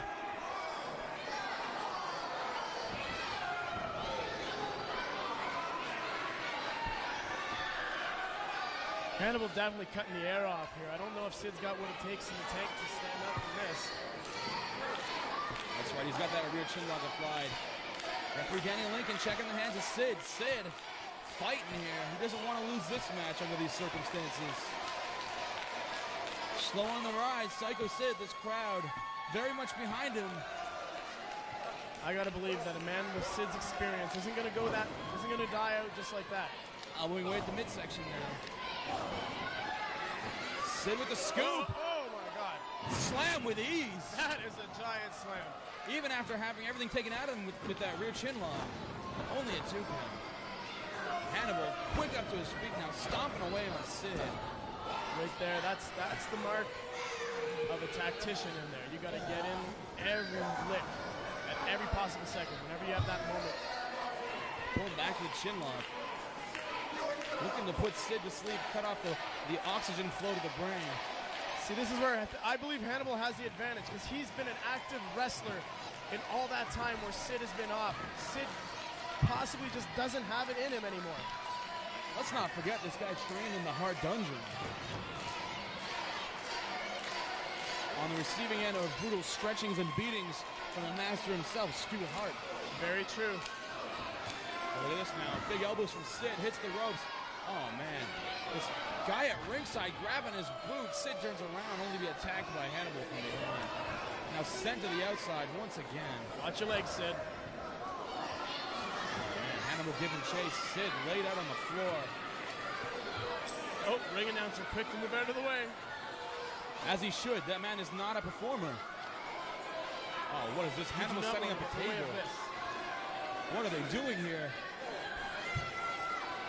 I have to believe Danny Lincoln's got to end this right now. He's just standing there. You know, Sid, a master of the powerbomb, a man who is known to powerbomb many a person and chokeslam them through tables in the ECW days. Brown's about to get a taste of his own medicine. As Hannibal looks well in control of it, too. That's right. Do you think maybe just to add insult to injury, he's going to powerbomb Sid from that table? Oh, man. It looks as though he may be attempting it. What's this? A scoop? Oh, Big Sid floats over. Meeting of the minds. And bodyguard dude gets kicked over with ease. And Sid, he's got him by the throat. He's going for it. Some bodyguard, he's just letting this happen. Choke slap to the table. And Psycho Sid. Oh, now the bodyguard doesn't want a piece of Sid Oh, my God. Hey, Sid, get another table. Oh, man. Look at him. He's begging off here. He wants none of Psycho Sid. And Sid now. I got to believe if he can pick him up and roll him into the ring, it's going to be over. I don't understand why there wasn't a disqualification on that. Oh, man. Sid sets Hannibal back in. Hannibal reeling, crawling to the corner, using the ropes to assist him on his way back up to his feet. Charges in, pulls the referee in the way. And Sid takes out the referee. I got to admit, that's a smart move. Going for the cover, but there's nobody to count it. Where's the other referee? Referee C.J. Roberts standing in the aisleway. Clearly eating a donut. Some referee. This man doesn't even want to get in the middle of this action. Oh, no, and this big cat guy, he's got a chair, and the crowd trying to warn Sid. Chair to the back. Devastating. Oh, my. And you got to watch it with those non-folding chairs because those legs are sharp. Oh, no. Sid, knee to the gut. Chair across the back. There you go. Oh, chair to the face of Hannibal. Beautiful. And the referee calling for the bell. We got a disqualification here, MVP. Is this a double disqualification? I don't understand how one man can be chokeslammed through a table to the outside, not be disqualified. Yet, another man introduces a chair into the ring and does get disqualified. Politics. Politics in wrestling. Can you believe this? Oh, this is some BS. Hannibal, the opportunist, his bodyguard, introduced that chair to the match. And look at this, Sid's got Lincoln. Yeah. That's what I'm talking about. Oh my God, he's got Lincoln. Danny Lincoln, the whole world hates you, and Psycho Sid does too now. Oh no. Is he calling for the choke slam or the power bomb? Sid, a master of both maneuvers. And he really wants to do it. Kick to the midsection. Here we go. And the crowd is feeling it. Open the doors to the ambulance. He's got him up. Oh my. Power! And Danny Lincoln just got an erection. Dead. Come on, Sid, do it again. And listen to the crowd. Pick up that lifeless body and do it again. Let's get it one more time. One more time. One more time. One more time. One more time. One more time. One more time. Much more to come.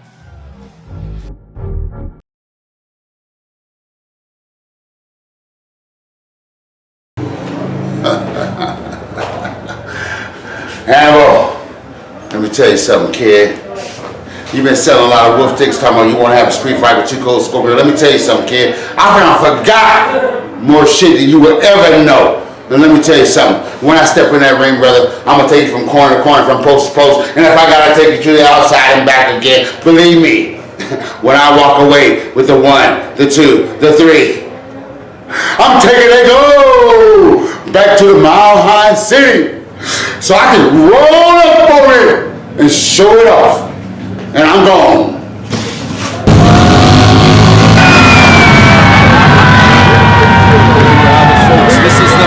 event, the match we've all been waiting for here in Hawkesbury. Yes, Bike Fest main event. Hannibal the Death Dealer, the Great North Wrestling Canadian Heavyweight Champion versus Too Cold Scorpio. My name is Drreamer and I'm joined by Dr. Bob. How you doing, Doc? I am excited. This one will be a barn burn out here. You can hear the motorcycles revving right now. I'm a little bit afraid myself, sitting this close to the action. Drreamer, Too Cold Scorpio might be the challenger tonight, but he is an absolute legend in the wrestling business. WWE, WCW, ECW, New Japan. This man has won championships everywhere he's gone. And what a tall order he's got tonight. If he wants another championship belt, he's got to get through the Death Dealer. Hannibal here tonight for the GNW Canadian Championship. Hannibal the Death Dealer, the toughest. This man is always coming to the ring in great shape with the intensity of a psychopath, and he is the champion, Dr. Bob. And as much as we all love Too Cold Scorpio, I think Too Cold is going to get stomped on tonight. Well, we'll see. You can't take either of these two lightly. In their individual matches, I'd always give them the benefit of the doubt here that they would be coming out the winner. But let me say something. With these two in the ring at the same time, sparks will fly. I know they will go everywhere and anywhere to achieve this win tonight here. This is Hannibal's second defense as he recently beat Tom Lawler from the UFC at CRW. Collar and elbow tie up to start, right in the middle of the ring. And decidedly the strength advantage, as we knew it would, rests with Hannibal. Fans here are loving it here in Hawkesbury. They're loving it everywhere. They're loving Great North Wrestling. Make sure you check out greatnorthwrestling.ca for all our future shows. Collar elbow tied. Let's see if Scorpio. Did you see the man fly? Well, Scorpio flies everywhere. You know that from seeing years and years worth of his tape. He is a smart wrestler. He knows probably that this strength thing isn't going to go his way. I think he's feeling yellow, like them shorts or pants or whatever he's wearing. Now he's got to take to the sky maybe for the advantage. He feeds off the crowd like no other. He's doing his chicken dance there. Oh, wait, there comes Too Cold Scorpio. Remember that song, Dr. Bob? Dancing ain't going to help you, Too Cold. Scorpio fast here. Goes for the switch right now. And will smartly breaks the grasp that Scorpio had. Don't know what he was going to go for there, but look at the intensity in his face. The veteran's seen it all, Dr. Bob. And tonight, face to face, head to head. Big knee to the gut. Tight clinch. Elbow to the back of the head. Trying to give the man a concussion. Right into the back, right into the neck. Tight side headlock right now. Got him right here. Hannibal's got to make a move right now to free himself from that side headlock. That'll drain the strength out of you quick. Look at the wide base that Scorpio's taking. He knows that advantage he has. He doesn't have the height advantage, but he knows to get that momentum, he's got to drag him down. Unfortunately, loses again. Hannibal going back to the strength game, just overpowering him in that reversal. Hannibal's also very technical, of course. He's a former Greco-Roman champion. We all know that. Freestyle wrestling champion. All-around grappler and pro wrestler. All-around combat sports athlete, in my humble opinion, Dr. Bob. That's what makes him so double tough. He knows everything in that ring. How to brawl with you, how to out-wrestle you. And the man's possessed. Clearly the man is possessed. Obviously, always wins that psychological advantage, that intimidation factor he has. But Scorpio, you know, he's seen and traveled everywhere. He's faced opponents bigger than Hannibal before. He's not going to let Hannibal stop him. Beautiful spin kick by Too Cold Scorpio. He used Hannibal's own momentum against him there. Just let him bounce off the ropes. Scorpio taking his trademark, just glances at his opponent, walks around him slowly and picks his spots. Scorpio well known for that style there, and you know what? As much as he's known for his flying, do not forget that this man has striked with the best of them in New Japan. Few men ever in GNW might have an opportunity, a chance to stand toe-to-toe with Hannibal. How is Too Cold still standing in there, Dr. Bob? Ooh, knife edge chop! Overhead chop! Another chop! A plate full of them here. Hannibal will not back down. Fans are loving it here in Hawkesbury at Bike Fest. At this main event here, Bike Fest 2017.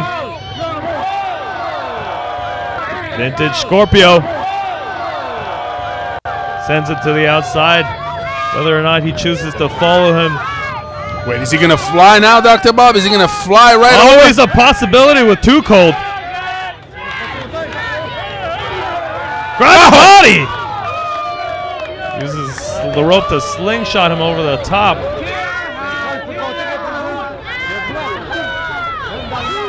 Goes for a pin outside. Falls count entry, remember, folks. Now, Dr. Bob, what does Hannibal need to do to stop this Too Cold Scorpio from beating him possibly here tonight in Hawkesbury? I think he's almost got to basically suffocate his opponent in terms of stay on him, stay on him, stay on him. When you give Scorpio space, that is when he's most dangerous. When he gets a little room to run and to fly, and being the bigger man too, keep that size advantage to your advantage, like I was saying. Like those strikes, do not give him space. Just keep on him. That's what Hannibal's got to do. Scorpio, you know what? He's a veteran. He knows what he needs to get the job done here tonight, but it's going to be an uphill battle with someone the strength, size, and intensity of Hannibal. I'm really impressed by the fact that the man is still standing. Oh, wait, he's not standing anymore. Hannibal just run over him. The death dealer's going for the big garbage bin, Dr. Bob. Are we going to see it? Oh, he just hit him. He just hit Too Cold Scorpio. Too Cold, I think he's out. He's out on his feet. His clock there. You know what? Scorpio will be facing Nathan Banner come September 30th in Napanee.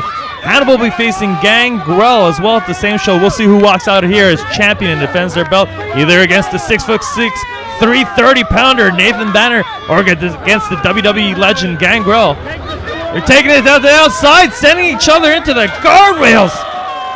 Hannibal just went flying right across. He almost, my God, there's a baby out there. You gotta love Hawkesbury. Big shout out to all the people in Hawkesbury. Doesn't sound like what you told me right before the cameras were rolling. Oh, their third reign as champion, the Hannibal's that is. He beat Wes Briscoe, and that footage is available on Hannibal TV on YouTube. You know what? That was a heck of a match. This is a crazy one as well, spilling to the outside. Great North Wrestling is always giving you 110%. Look at these two athletes. Look at these competitors. They're fighting out there. Look at that kick to the face. I love it, Dr. Bob. Scorpio's mixed martial arts background there as well.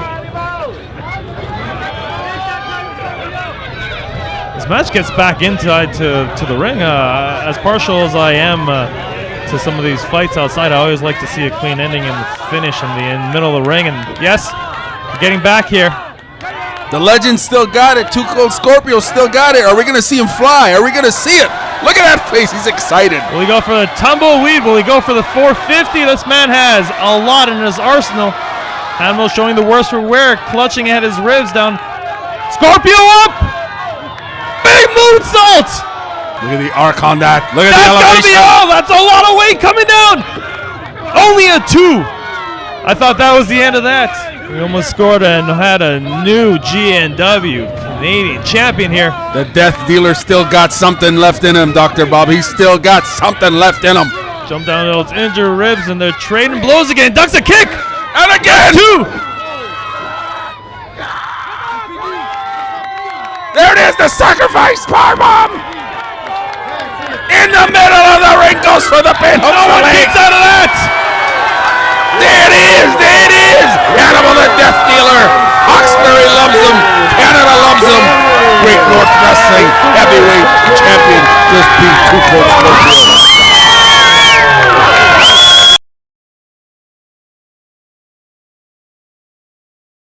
Mr. Terry Funk. You can do better than that, guys.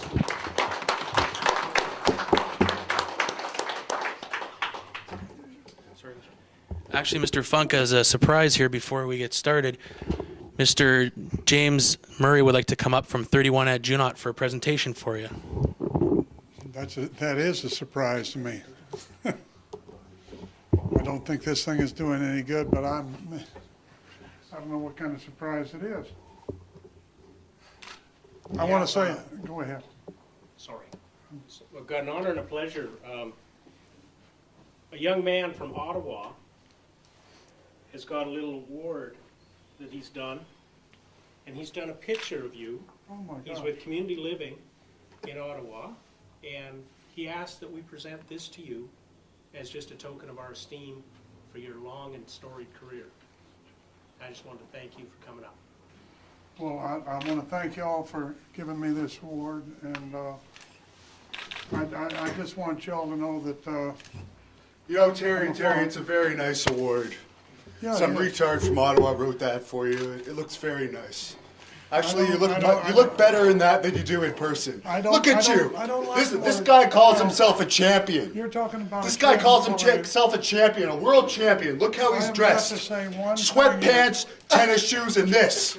Just like your typical person from Thunder Bay. No class, no idea how to dress. Look at how you look, you piece of crap. Look at how you look. You're nothing. You want to hit me? You want to hit me?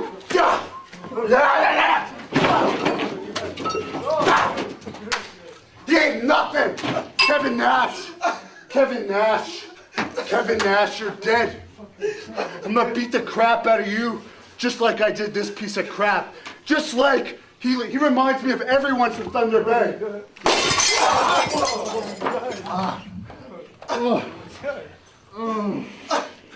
Get up, you son of a bitch! Get up! Get up! Get up!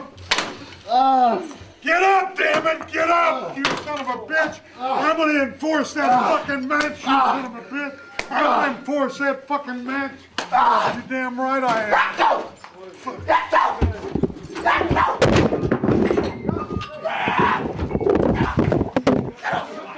Get up, Mr. Funk! Get him off there! Get him off! Let's go! Get off! Get off! Come on! Get him off! Back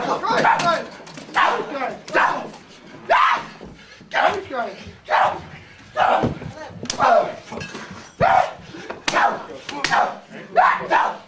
Back up! Break them up! Break them up! Let's go! Come on! Break it up, guys!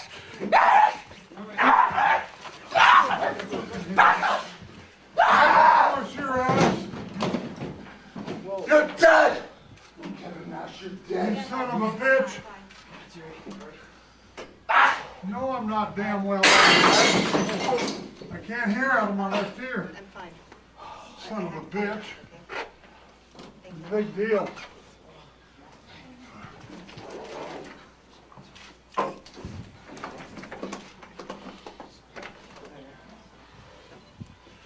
Where is that son of a bitch? He's gone. He left. No, he's out of here. So. Ignorant bastard. Got some kid that goes ahead and draws something nice for you. Going to say something nice for them.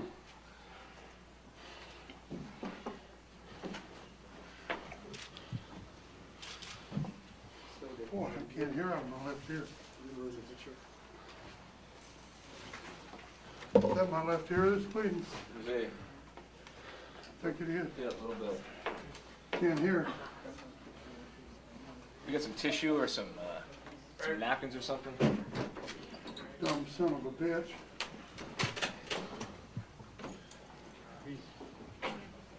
Who does he think he is? Who does he think he is? The dumb bastard? Huh? Did he have a broken eardrum? I don't know.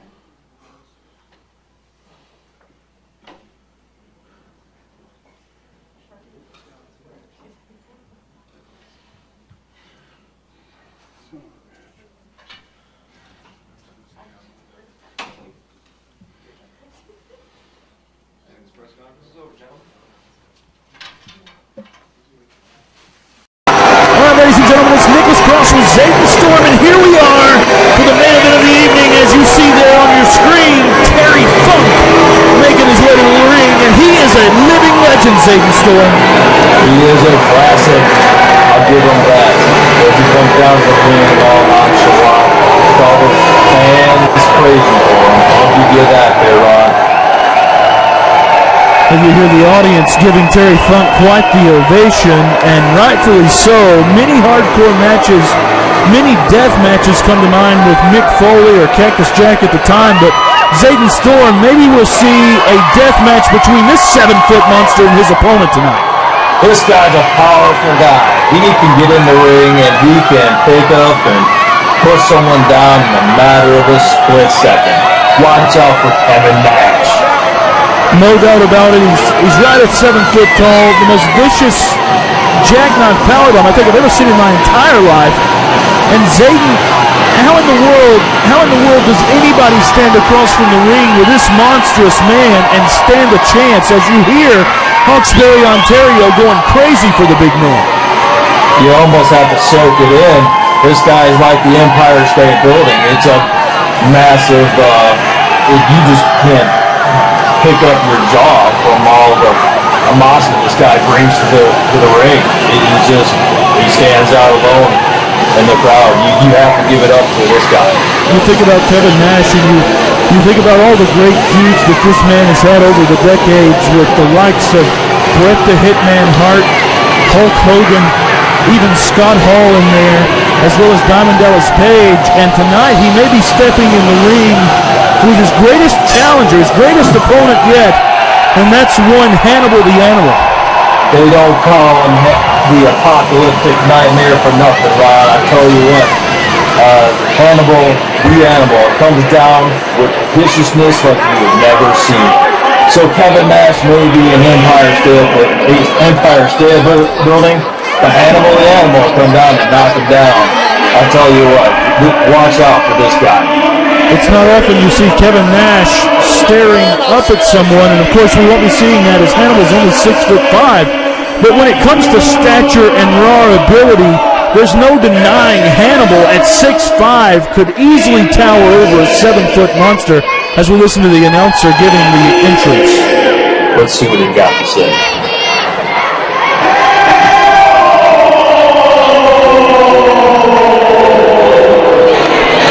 And there we hear Tom Frashada giving the announcement, and of course Hawkesbury, Ontario just breaks alive in a rousing boo for this man, and rightfully so, Zayden Storm. His recent attitude has been disgusting. Look at this guy, Ron. Look at him come out with that animosity. Look at that presentation. He intimidates. He is absolutely an animal, and I tell you what, watch out Kevin Nash. As soon as he gets in there, he's going to chop that tree down, and believe me, Kevin Nash should be fearing that very thing. And there you see Hannibal the Animal. Of course, he's bringing a chair to the ring, Zayden Storm. I mean, what level is he going to have to stoop to, as you said, chop the tree down? Oh, no level at all. This guy's got all the skill in the world. He comes in there, he gets the job done. Chair or no chair, he might be just coming in there to enjoy the show himself. You know, Ron, you cannot give this guy any lack of credit for what he's doing. Well, there you see Terry Funk. I mean, what kind of matchup is this? I mean, you have two legends and then a future legend. There is no telling where this thing could go. You've got the icon of hardcore, the icon of big men, and then the icon of vicious craziness. There is no telling where this thing's going to go. Absolutely. You can't tell. As soon as that bell rings, Terry Funk officiating, anything goes. Terry Funk now laying down the law with Kevin Nash and Big Hannibal. And of course, we know that there's no lost love between Kevin Nash, or excuse me, not Kevin Nash, but Hannibal and Terry Funk. As there you see Hannibal going over the second rope. That's right. Look at the crowd. They should be worshiping this guy. He is that good. Kevin Nash may be a big guy, but this guy can get the job done. Give me a break, Zayden Storm. Hannibal the Animal has been disgusting as of late. In recent weeks, we've seen him attack both Angelo Paffo's son, the great genius, Lanny Poffo, with a chair. We've seen him hit Terry Funk in the ear with a chair. There you can see the ear heavily taped with Terry Funk. And then, Zayden Storm, we saw Hannibal with one of the most dastardly attacks ever on Jeremy Prophet, almost ending his career as he powerbombed him off the top rope through a table on the floor. As right as he should. Let me tell you, the competition to this guy is just not good enough. I think Kevin Nash coming into here barely even meets the qualifications of a qualified wrestler like the Hannibal the Animal. I tell you what, the viciousness this guy's coming out with, you know, you can't stop this guy. He is so talented, Ron. You cannot give him any lack of credit at all here.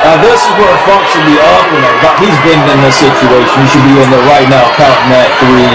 Come on. That winner, that hand should be raised right now for Hannibal the Animal. Give me a break, Zayden. Terry Funk's head bounced off the concrete. And Hannibal's throwing him back in the ring like he's a rag doll.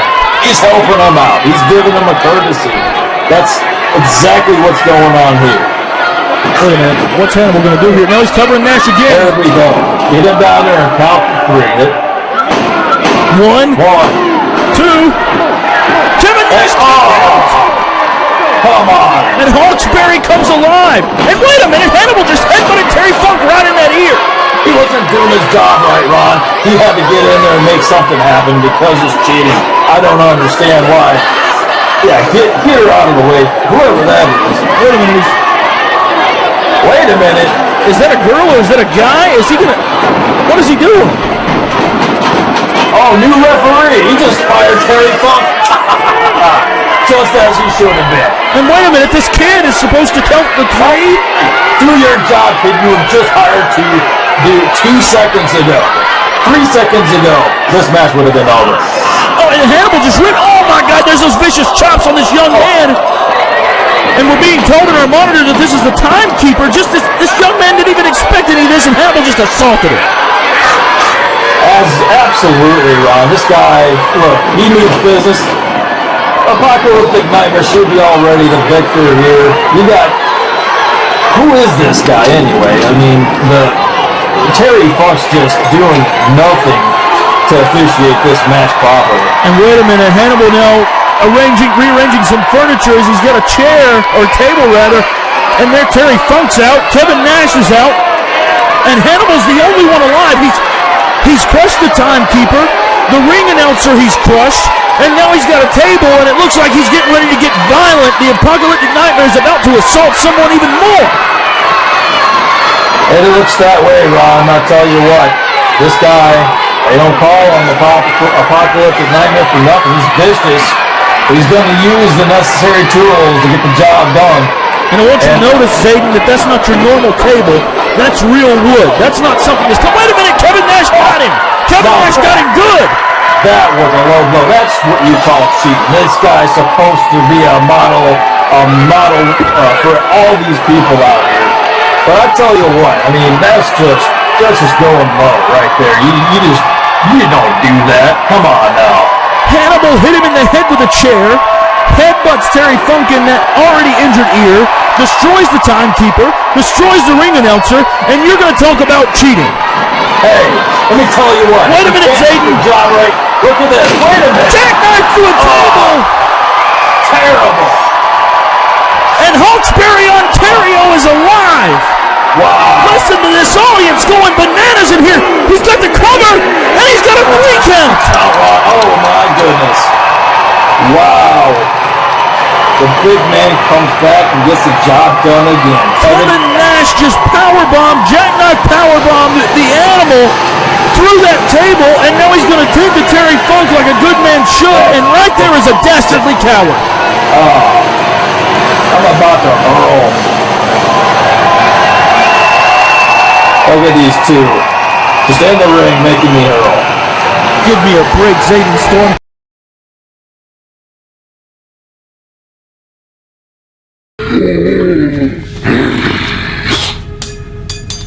This is Hannibal. And this Saturday night, September 30th, in Napanee, I will be defending the Canadian Heavyweight Championship against the Vampire Warrior, Gangrel. Well, there's no doubt you are a warrior. You've been in the ring with the likes of The Undertaker, Kane, Edge, Christian. And you might even be a real vampire. You don't seem to age. You are rarely seen in daylight, and you have spiked teeth. But you might not know this, Gangrel. I am also a vampire. You see, I stay up all night long. I love the taste of raw flesh. I love the taste of blood. And vampires love to inflict pain and violence. This Saturday in Napanee, your face is gonna look like raw meat when I'm done with you. And I will leave Napanee still the Canadian heavyweight champion. 1, 2, Gangrel's coming for you. Hannibal, I'm coming for you in that Canadian championship. Want some? Get some, because I'm bad enough and I'm taking some. I'm coming for you now. 1, 2, Gangrel's coming for you. He's been described as fierce, harsh, and menacing. Yes, I'm speaking about Gangrel, the Vampire Warrior, who tonight faces off against an individual. That individual right there, Hannibal the Death Dealer, the current Great North Wrestling Canadian Heavyweight Champion, who is known as a savage, as a violent man, as a man who's fearless, who's not afraid to go toe-to-toe against another vampire. Both of these two professional wrestlers consider themselves to be vampires, and here at Great North Wrestling tonight, we will find out who is the supreme vampire, who's got more ferocity, who is more wild, who is more wicked, who is more cruel. Is it Hannibal the Death Dealer, or is it Gangrel the Vampire Warrior? Both men lock up here. Clearly, Hannibal is by far the more foul and rotten when it comes to his raw aggression and his power. And tonight, I mean, he's facing a very, very tough opponent, the Vampire Warrior. But as you can see, the man is consumed by violence. The man is consumed by the need to let the enemy, his opponent know that he doesn't give a damn. And he's going to put it down right here in Napanee, Ontario. This is Great North Wrestling, always bringing you the best action in the world. We've got fans in England, in Germany, in the United States, in Mexico, in Japan. Konnichiwa. Hashtag Great North Wrestling. Make sure you share this video with anyone who loves professional wrestling, hard-hitting professional wrestling. As you can see, Hannibal with the back elbow. Look at this man. He's consumed by violence. He is clearly fearless as he's facing off another vampire here. Gangrel, big kick to the gut. He's hammering Gangrel's back. And as we know, Gangrel has had a very storied career. He's been affiliated with the likes of Edge, Christian, the Ministry of Darkness. Yes, of course, The Undertaker's Ministry of Darkness. He was once married to the late Moolah Vachon as well. I suppose he was the nephew-in-law of Mad Dog Vachon. And look, the man can still move. He's still dangerous as he goes to suplex the big man. Hannibal the Death Dealer goes in for the corkscrew elbow, goes for the pin right away, as the veteran should. Taking advantage of this situation a little too early. He needs to realize that he's going in there against Hannibal the Death Dealer, an individual with quite the amount of skill sets when it comes to professional wrestling and combat sports as a whole. Big kick to the gut. He's attempting to go for a DDT, but Hannibal hooks the ropes. Always situationally aware of where he is in the ring, and look at this big elbow. Knocks the big man down. It falls up with a kick to the chest. Hannibal the Death Dealer hits you like a friggin' truck. This man is on par with the likes of K1 kickboxing fighters when it comes to striking, on par with the likes of Glory kickboxing fighters. When he hits you, you're talking about a man who's 260 pounds, who knows how to deliver and distribute chops. Yes, and pain and hits. This is Great North Wrestling right here. Oh, Hannibal goes right over the top rope as he goes flying. Check out the replay. Looks like Gangrel, the veteran, has a variety of tricks up his sleeve, as he is no small man himself. Of course, Hannibal might have hurt his lower back there, landing on the concrete. As you know, Great North Wrestling is the premier Canadian professional wrestling league, and you got to be tough to be wrestling out here, because there's no mats on the. You can't break fight. There's no ukemis out here. You know what I mean? It's hard. This ain't the WWE. This is Great North Wrestling, and you're seeing two heavyweights here. As Hannibal, you see he just snuck out of the ring because he needs time to recover because he just hurt his lower back, and then he pulls on the legs here. Gangrel is getting, hey, Gangrel, tough guy, but he's in for a beating tonight, and we're going to find out who the real vampire is. Who is the elite vampire? And I'll tell you, look at this. Hannibal blocks that with his foot, returns with a spinning elbow.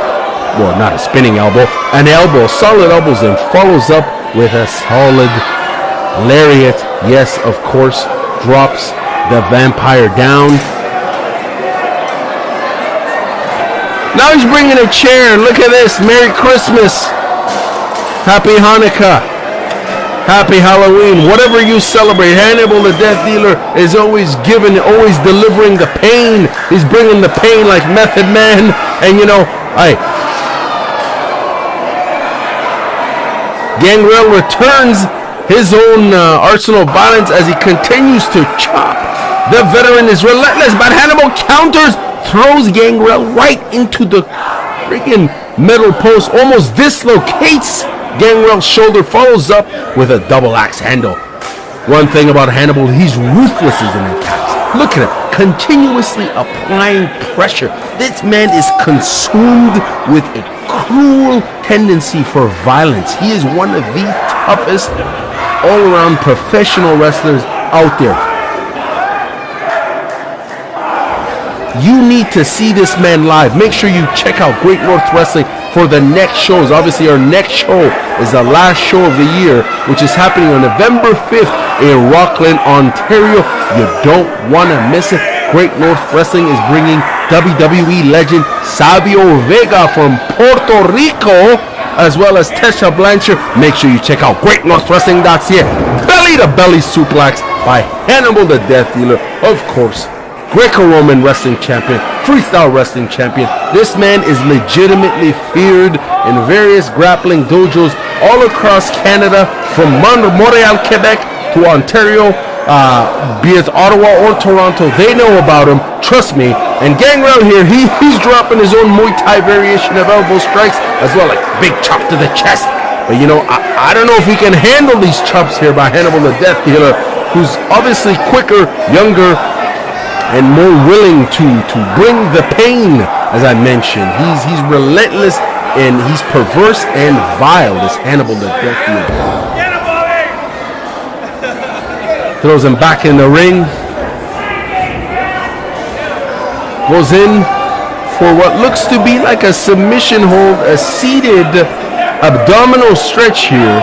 You know, the endless array of Hannibal's skill sets as a fighter and competitor is fascinating to watch. The man can grapple, he can brawl, he can do it all, man. And he's a heavyweight and very, very dynamic and quick for a big man here. We're talking about a guy who's about 6'4", 260, and he's moving around quick like the cat. Put two and two together, and he's about to drop a bigger man right in the middle of the cage here, in the middle of the ring, I should say.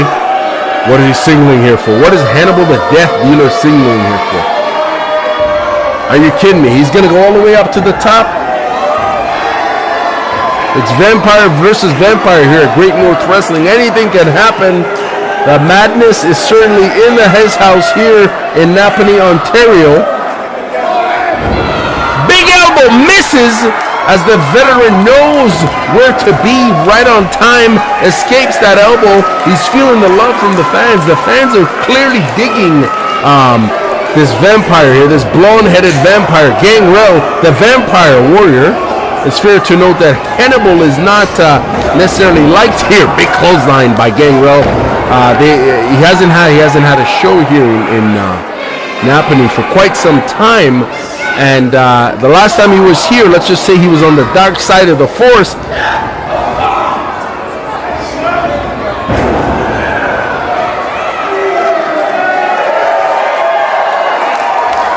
He needs to go for the pin, goes for the pin. Hannibal kicks out, always situationally aware of where he is. Gangrel needs to seize the opportunity here. He's in a lot of trouble. Hannibal reverses. Outstanding. Floating Russian leg sweep here. Goes for the pin. Transition to the float over, of course. Going for the pin. If you're not familiar, the Russian leg sweep is very, very common in Russian judo as well as Russian sambo. As you're familiar, they go for the front roll or the back roll, which is the Russian leg sweep. Oh, Hannibal rams the Vampire Warrior right into the corner. Grabs the belt. The ref is out. The ref is out. Big duck by Gangrel. As he repositions the belt here, I mean, he could be using this for his own advantage. He's setting it up right in the middle of the ring. Does he have this? Does Gangrel have this? He's setting up for a DDT, I suppose. Oh, wait, the referee's up. He just woke up from that. Won't allow Gangrel to use it. Hannibal kicks Gangrel to the gut. There it is. He's setting up for the sacrifice powerbomb in the middle of the ring. Hooks the arm, hooks the head. Gangrel loses to Hannibal, the Death Dealer, Great North Wrestling Canadian Heavyweight Champ. Look at that, the man looks defeated. He looks like he's just been Hannibalized here in Great North Wrestling.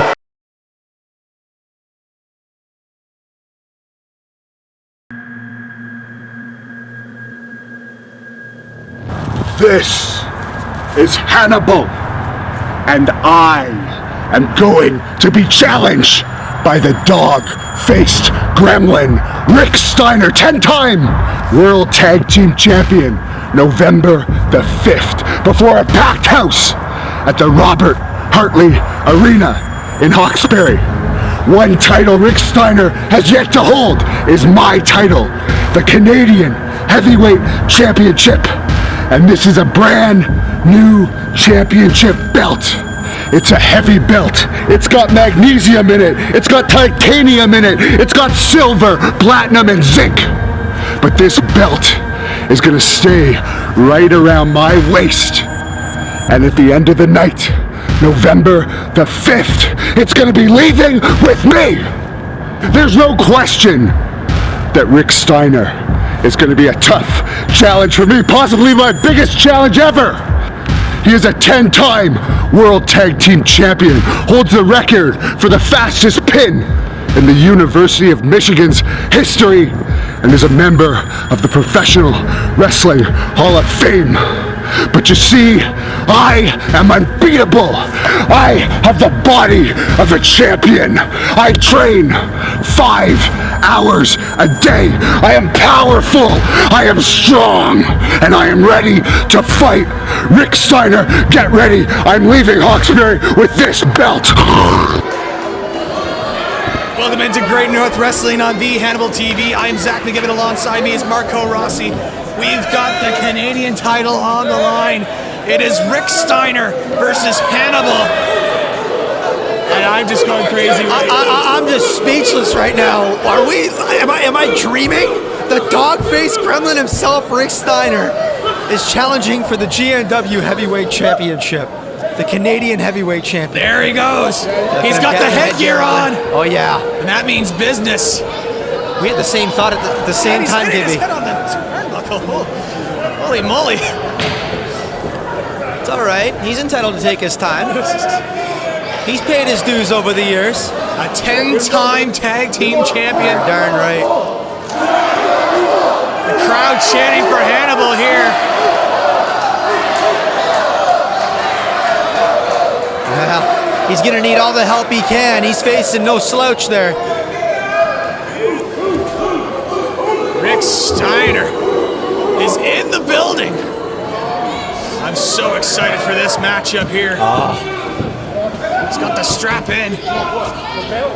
Here we go.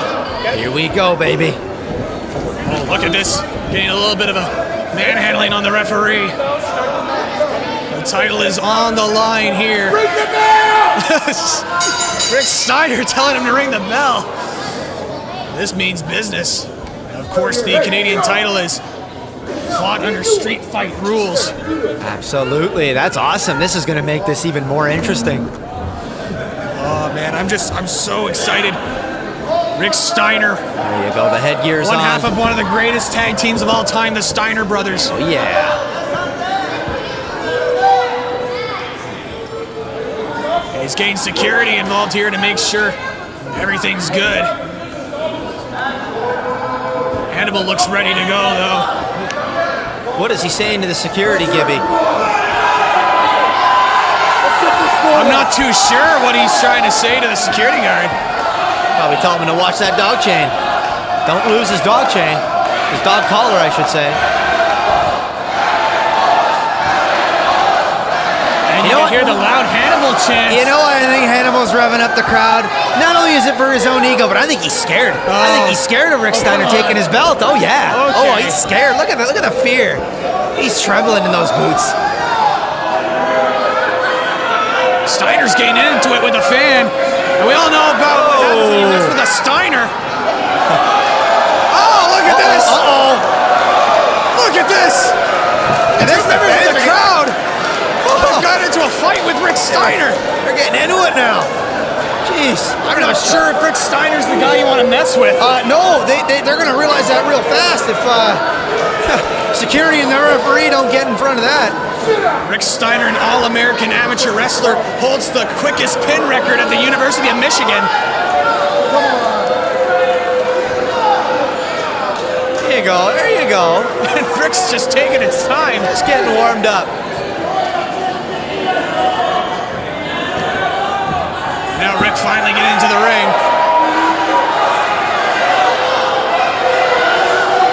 And do you think Rick Steiner can hear the chants for Hannibal? Oh, he can, even with the earmuffs on. I mean, the headgear on, but he doesn't care.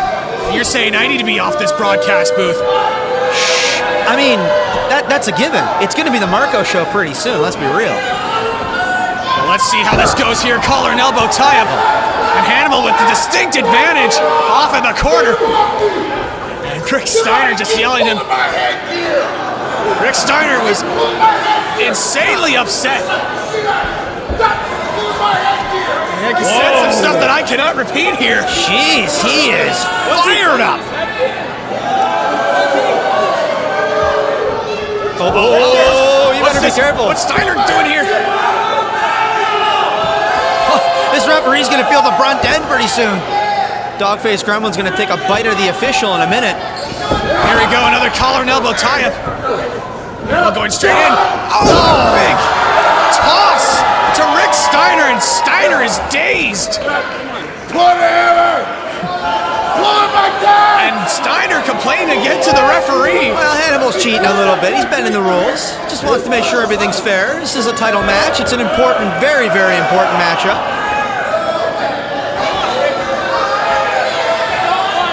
Hannibal can go with the best of them. One of the best wrestlers here in Canada. Rick Steiner just not making too many friends tonight, but that's all right. Who needs friends when you have gold on the line? He has a chance at the heavyweight championship right here, Gibby. They call him the dog-faced gremlin for a reason. Which means... Right to Steiner. I was going to say, which means that he might be taking a bite out of Hannibal's long title reign, but not right now. He just got jaw-jacked. Dazed and confuses Rick Steiner. There he is. These fans are really loving Hannibal, aren't they? A crowd favorite at Great North Wrestling. Unbelievable. Wait, Rick's going underneath the ring. Nope. What's he up to? I'm not sure. It looked like he was going underneath the ring for a moment, trying to find something. Probably making sure that his dog leash wasn't stolen. Oh! And that's what he got. Shot to the face. With the dog leash. There's the dog-faced gremlin. Coming up strong. Hey, it was effective, whatever that was. It worked. Look at Rick Steiner. Wrenching with that leash. Right onto Hannibal on the bottom rope. Oh yeah, Hannibal's just waiting to catch that last breath. And Rick Steiner saying he didn't do anything wrong. Oh, no. Just a little quick choke before the 5 count. It's no big deal. No.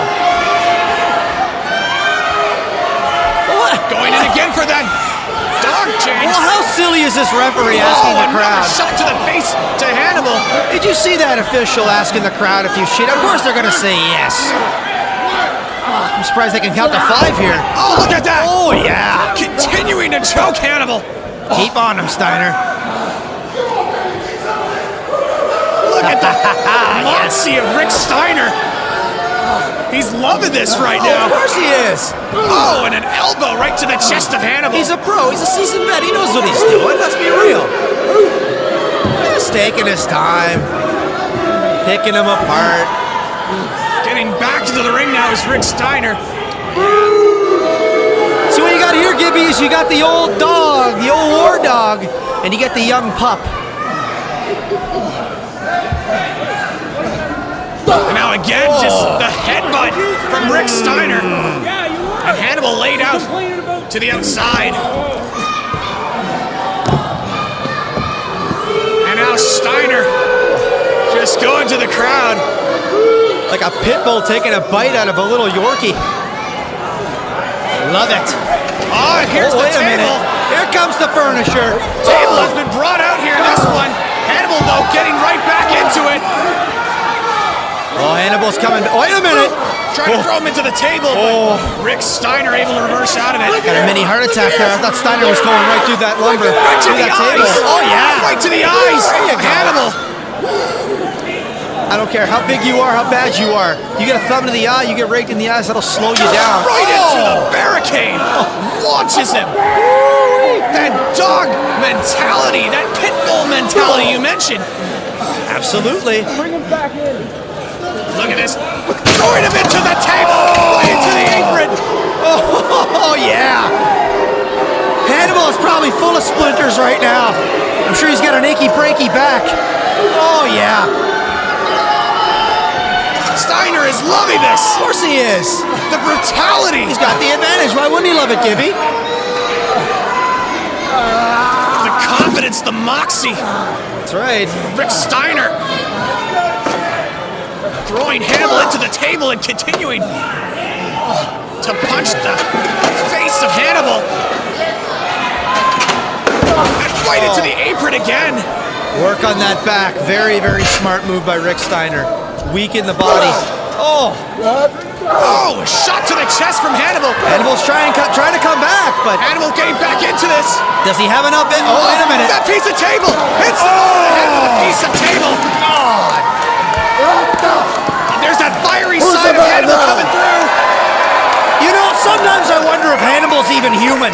I mean, he was just getting pummeled on not too long ago, and all of a sudden he's just wailing on Rick Steiner. His back must be hurting. Oh, here comes that chain again. He's got that adrenaline flowing. Oh, wait, what's he doing? What He's got it wrapped on his head. Oh, give me a break. He's a cheater. Rick Steiner did the same thing. Oh, yeah. Low blow to Hannibal. Now bumping her down. Hannibal's singing higher in the shower tomorrow morning, I guarantee you.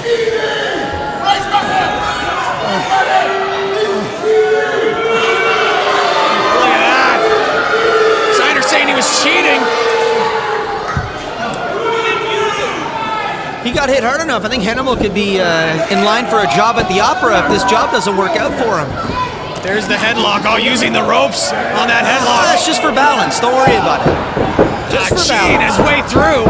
Cheating? Did you say cheated? Yes, I did. Hannibal grabbed the chain, and you're calling Rick Steiner a cheater. I can't believe you. Rick Steiner did the same thing earlier on in the matchup. No, he didn't. He was just choking him along the ropes for a couple Do you seconds. have eyes? I do. I have 4 of them. Oh, yeah, because you got glasses on. That's and right. again, using the ropes as leverage. Oh, just for balance.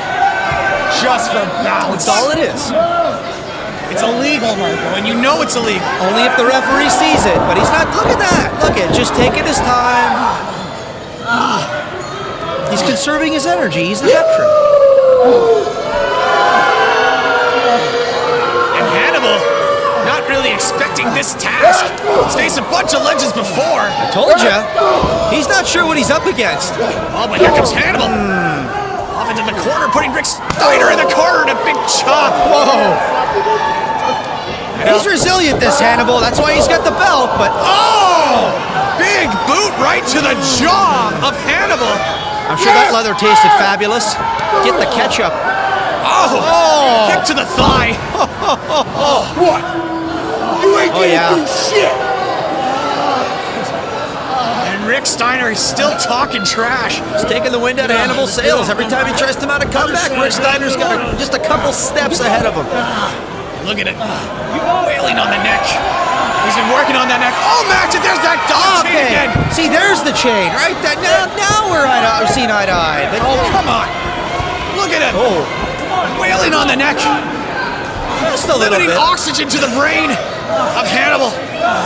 But you did mention this was a street fight earlier, so hey, all's fair in love and war, isn't it? Hannibal's still a cheater, though. Oh, come on.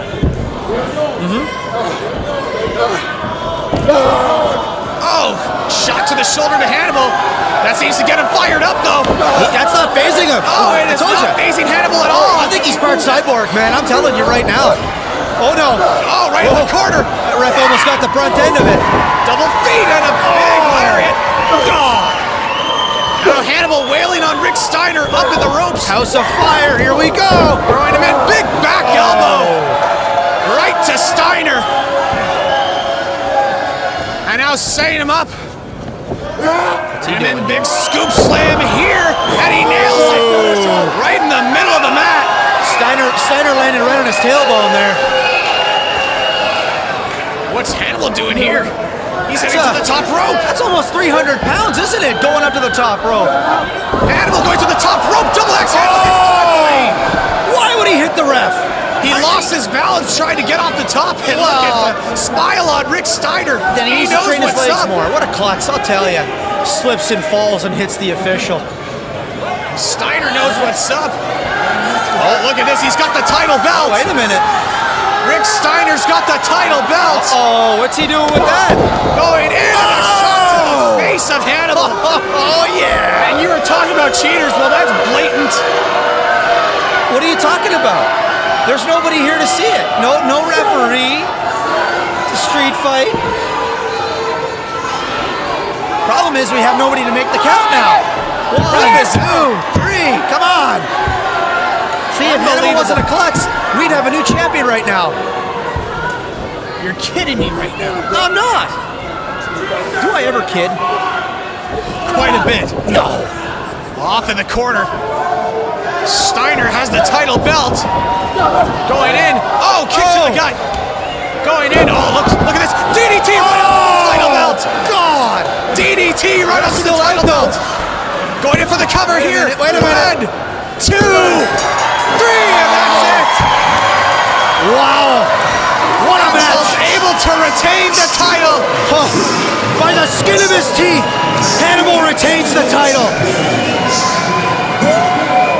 That was a fight. That was a war, Gibby. Hannibal brought Rick Steiner over for a DDT right onto the title belt. It's going to be a nice bath tonight for Hannibal. Oh. Unbelievable matchup this was, as Hannibal's able to retain the Canadian title. Absolutely. Rick Steiner is reeling after going headfirst onto the title belt.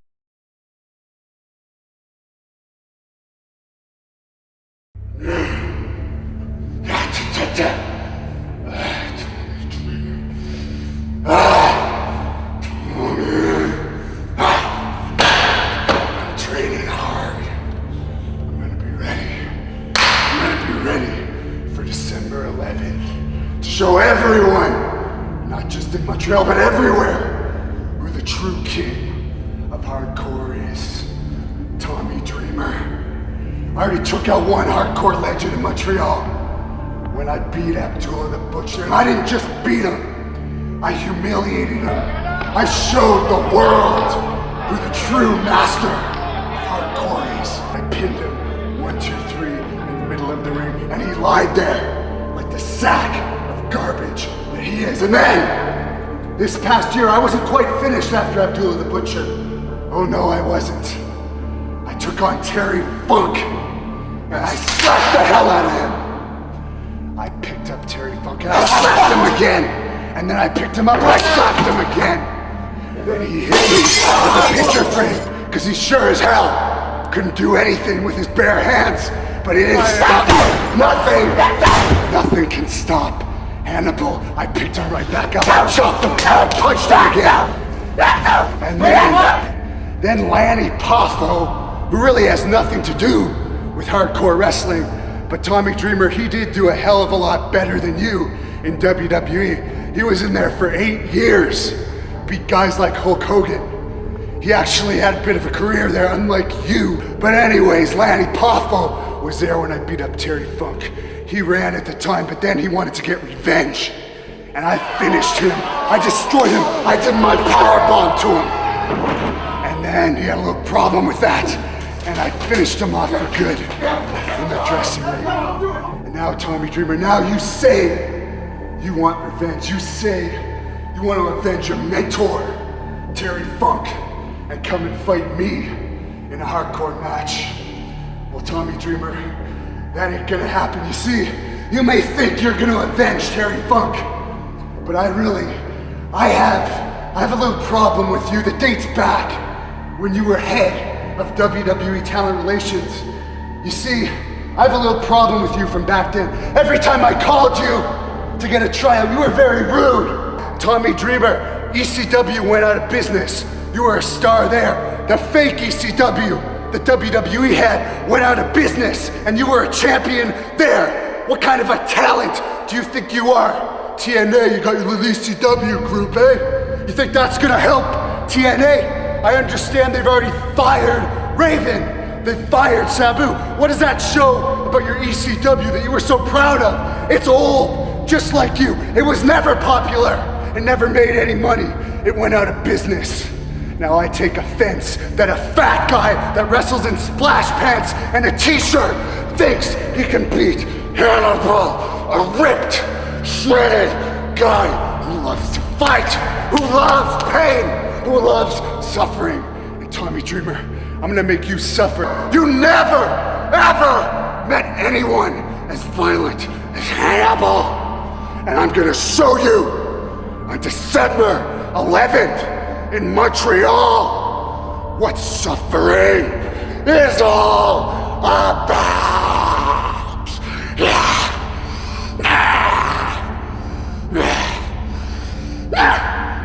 Hannibal, tonight, I'm gonna beat some respect into you. Thank you very much. And then you hear Tommy Drreamer giving his words of wisdom to Hannibal, saying, tonight, big boy, I'm gonna beat some respect into you. And I gotta be honest with you, maybe Hannibal needs some respect, but then again, there's a bigger backstory here, and it's all about the chip that's on the shoulder of Hannibal the Animal.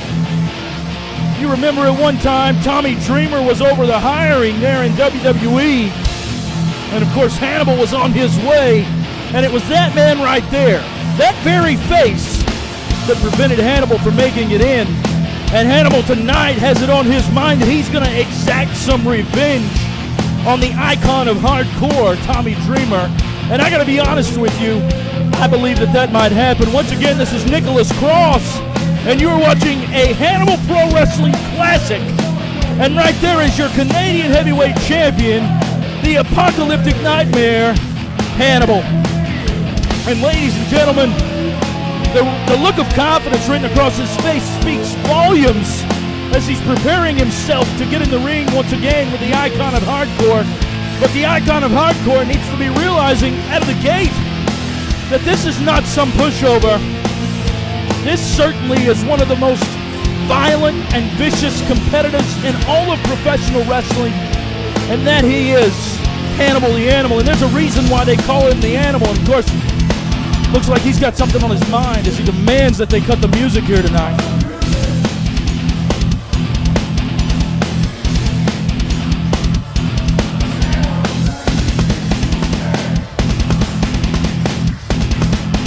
Somebody tonight might get their tail kicked over in the sound truck. How does it feel? You're in my territory now, Tommy Drreamer. This isn't WWE. You don't have all your agents behind you. You're in Montreal. You're in front of all my fans! Am I right?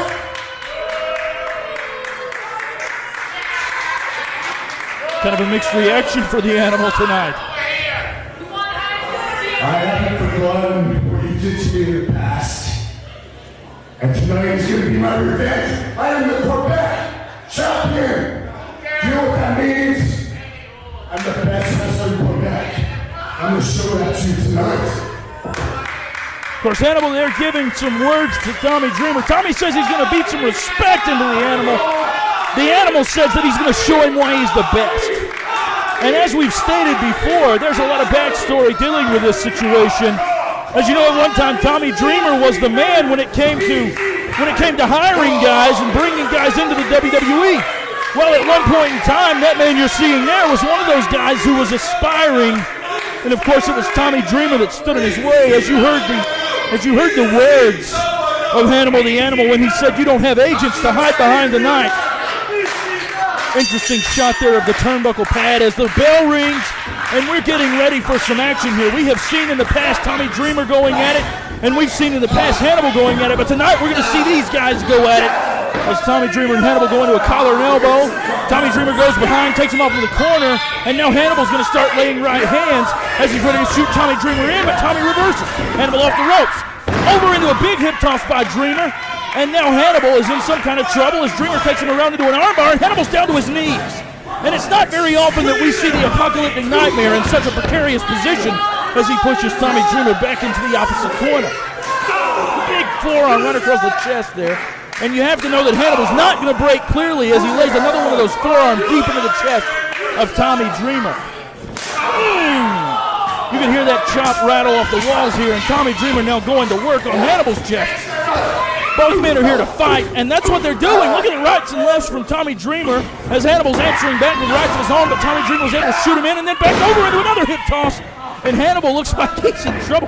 Maybe it's a bit of a surprise as Tommy Drreamer just launches him outside of the ring into the floor.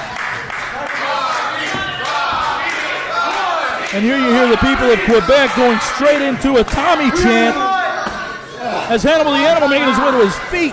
And you know the backstory, you can go deeper than that. Maybe Hannibal has an argument here. I mean, the guy's 6'5", 285 pounds. He's a legitimate monster. He's a legitimate beast. He's beaten everybody that there is to beat. We've seen him decimate Terry Funk, and we've seen him destroy Kevin Nash. We've seen him literally tear apart one AJ Styles as there you see him just waylaying Tommy Drreamer with a chair, and that's not a folding chair, folks. That right there, that's one of those hard chairs that's provided by the auditorium here. Tommy Drreamer into the wall now, and his head hits hard. Hannibal the Animal saying, "Who's the man?" And of course, people here, some are saying that he is, some are saying that he isn't. And here they go, way back in the back there, near the concession and autograph area, and Hannibal just continues to lay waste to Tommy's. He got a trash can, and just bounces that trash can off the back of the head of Tommy Drreamer, and he goes flying over into the concession stand. I suggest you not buy a hot dog from there tonight. Hannibal continuing to lay waste to Tommy Drreamer back over in the concession area. And this is a very dangerous place to be. But then again, this is Tommy Dreamer's territory. Wait a minute. Hannibal's got another chair. And what's he going to do here? He just nailed Tommy Drreamer right in the head with that chair. And Tommy Drreamer is just, you can see the pain writhing in his eyes. And Hannibal continues to assault the man, chasing him around the venue here. And wait a minute. What's Hannibal going to do? Here comes Hannibal, and then Tommy goes out of the way, and Hannibal ran smack into that cement wall. And now Tommy's laying in some right hands, with Hannibal now by the back of the head over into that post. Ring my bell, baby, because Tommy Drreamer just rang Hannibal's, and you can guarantee that these guys are here to destroy one another. I thought that Hannibal had the best of Drreamer over in the concession and autograph area, but now here comes Drreamer. Wait a minute. Speaking of ringing bells, Tommy Drreamer has the bell, and Hannibal's bell is literally about to get rung, it looks like. Tommy now setting Hannibal up for something, and who knows what. Well, I guess we do know what it is. Wait a minute. No. Don't ring the ding-ding. Oh, my God. Jingle Bell Rock, baby. Hannibal the Animal is in trouble, and Tommy Drreamer broke the hammer. What's Tommy got now? He's got another one of those chairs, and ladies and gentlemen, those chairs are no game. There's no gimmick involved with those chairs. They're not going to dent. They're not going to fold. If they do anything, they're going to break, and it's because of the force involved in whatever destructive nature Tommy Dreamer's bringing to Hannibal. Wait a minute. Hannibal was able to block there in the right hand, and Tommy Dreamer goes down hard into the chair. I don't know if you guys can tell, but that is hardwood, ladies and gentlemen. Those chairs are made to support hundreds of pounds. Tommy Dreamer just took that chair right across the back, and he's in some kind of trouble. If Hannibal would go for the pin here, this match may be over. But no, Hannibal the Animal wants to just continue to decimate Tommy Dreamer as he's choking him, and there's not a damn thing the referee can do about it because there are no disqualifications here. Hannibal continuing to punish Tommy Dreamer. All of these years of frustration, all of that pin-up anger, that chip on his shoulder, so to speak, as he suplexes him over. And he's releasing it all right here. Finally, he has the opportunity to get back at the man that wouldn't give him the job that he so desired. And now he's just gonna lay waste to Tommy Dreamer as he's got him in that reverse chin lock. And here you hear the audience in Quebec. Man, it's such a confusing thing if you're here live because over here where I'm sitting, they're chanting Hannibal. Over there on the other side, they're chanting Tommy. But it doesn't matter. It doesn't matter to Hannibal. He's here for destruction. He's here for the dissection of Tommy Dreamer, and it looked like Dreamer got out of the way, but Hannibal caught him just a little bit with that elbow. Both men looking like they're worse for wear. Here comes Tommy Dreamer with some jabs now. Calling action like this is intense because you never know what's going to happen next. One man's on offense, and then the next man's on offense as Dreamer just lays a big clothesline to Hannibal. And now he's got him over in the corner. Here comes a bulldog, ladies and gentlemen. Dreamer with a bulldog on Hannibal, and this thing may be over with. Referee's in position, 2, 3. I was off by a count. That was only a 2 count. And Tommy Dreamer now has Hannibal right where he wants him. Hannibal to his feet, Dreamer to his feet. Tommy Dreamer whips him into the corner. Comes in, he ducks out of the way, and his shoulder hit the post. Dreamer's shoulder hit the post. And that's the exact thing that Hannibal wanted. Hannibal wanted that shoulder to hit the post. Not only so, but Hannibal wants his head to hit the post. He wants to bust him open. Wants to make him bleed. Wants to make him suffer. Wants to make him pay. And wait a minute. Now Hannibal, you can hear him over here. He's screaming, I want a folding chair. And that's what he's got. The element of his desire right there. The folding chair. The very object of his affection that is going to end up being the object of Tommy Dreamer's nightmares. And what does Hannibal have in mind here? Wait a minute, he's going up to that second rope. It's not good enough just to hit him with a chair. What he's going to do is give him that pat and elbow, but Tommy Dreamer got a foot up, and Hannibal looks like his head clipped the foot of the chair, and Hannibal is in some kind of trouble now for sure. Tommy Dreamer signaling for the crowd. It looks like he may be going for that DDT. He's got him hooked DDT. This thing is over. This thing is over. Wait a minute, referee. 1, 2. No, Hannibal kicked out. Hannibal got a shoulder up. Can you believe what we've just seen here? How many men have Tommy Dreamer put away with that DDT? And wait a minute, he's going for a fireman's carry. No, Hannibal, wait a minute. Wait a minute. Hannibal's got him in a reverse choke. It's a choke. Hannibal's got him in a choke. Hannibal has Dreamer in a choke here.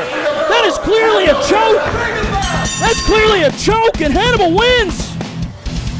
Hannibal just won the damn thing with a choke. And Tommy Dreamer is thinking, what in the hell just happened here? I'm thinking, what in the hell just happened here? But Hannibal won the damn match with a choke.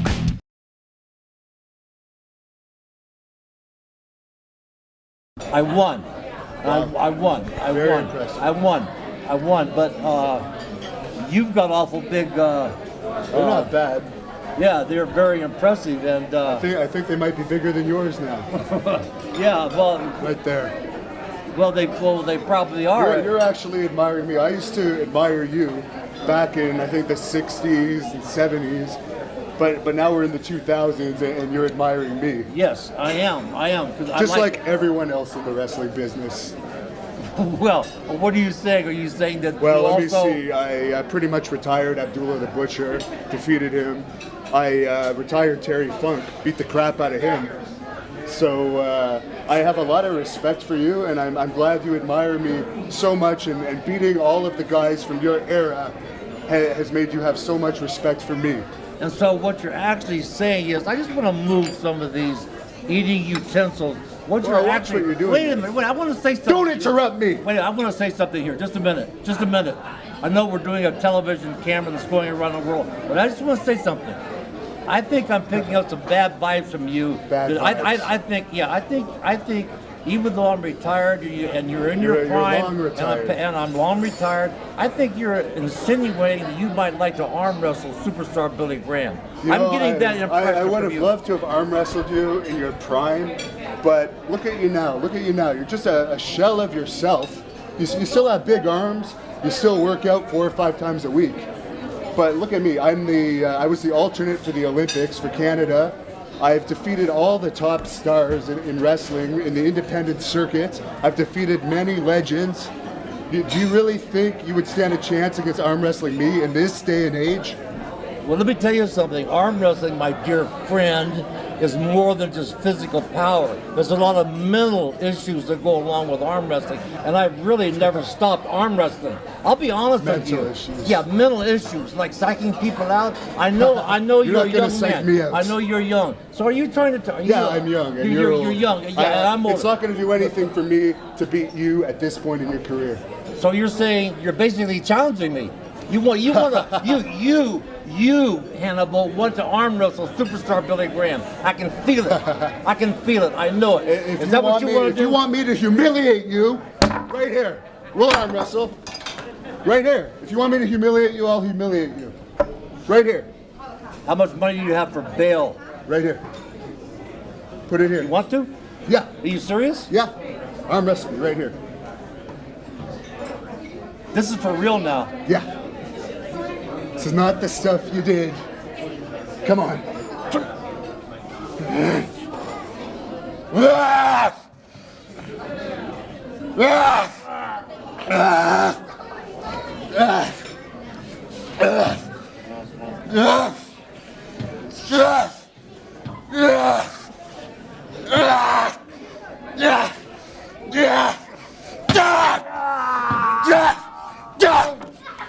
Fine. How do you like that? How do you like that? You're just like everyone else in here. Out of shape, past your prime, just like your typical persons from Phoenix. Out of shape. They can't beat a guy from Canada. They can't beat Hannibal. Shut up. Shut up. You know what? You can walk home. Congratulate you. You can walk home. I congratulate you. He's strong. He beat me. What can I say? I tried. We'll pay for the damages. He'll pay for the damages. If there's a broken chair, he'll pay for it.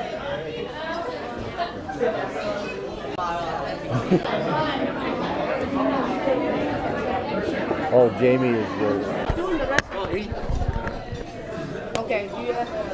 Yeah, I think. Listen, he'll pay for anything.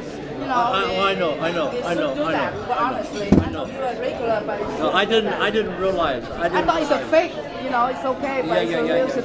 No, don't take me out. No, don't put me on that. No.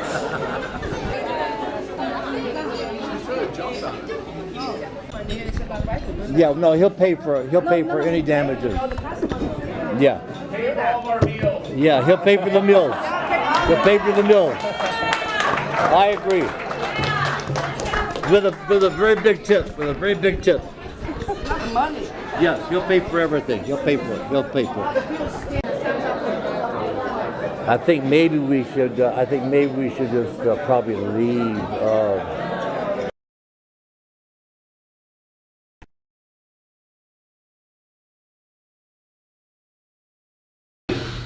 Quebecer Pierre, there isn't room in Great North Wrestling for the two of us. When you're alone in the ring tonight and you look over your shoulder, the Death Dealer will be there.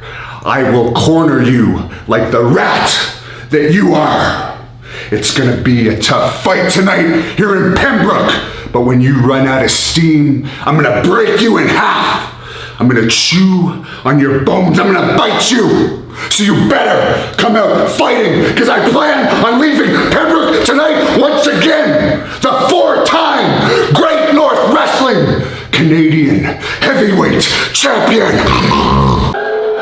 The most prized professional wrestling title in Canada, the Great North Wrestling Canadian title, is on the line tonight as the current champion, PCO, a man who has quintessentially captured the attention, admiration, awe and respect of wrestling fans around the world, from the United States to Canada, to Europe, to Japan and beyond.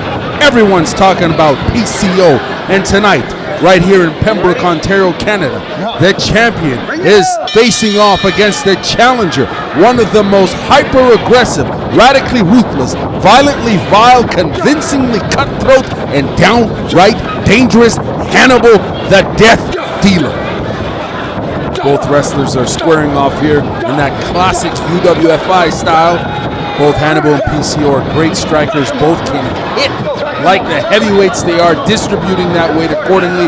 Hannibal trains in the North American style of kickboxing, whereas PCO trains in the traditional Kyokushin karate style. So expect to see some heavy hits from both heavyweights.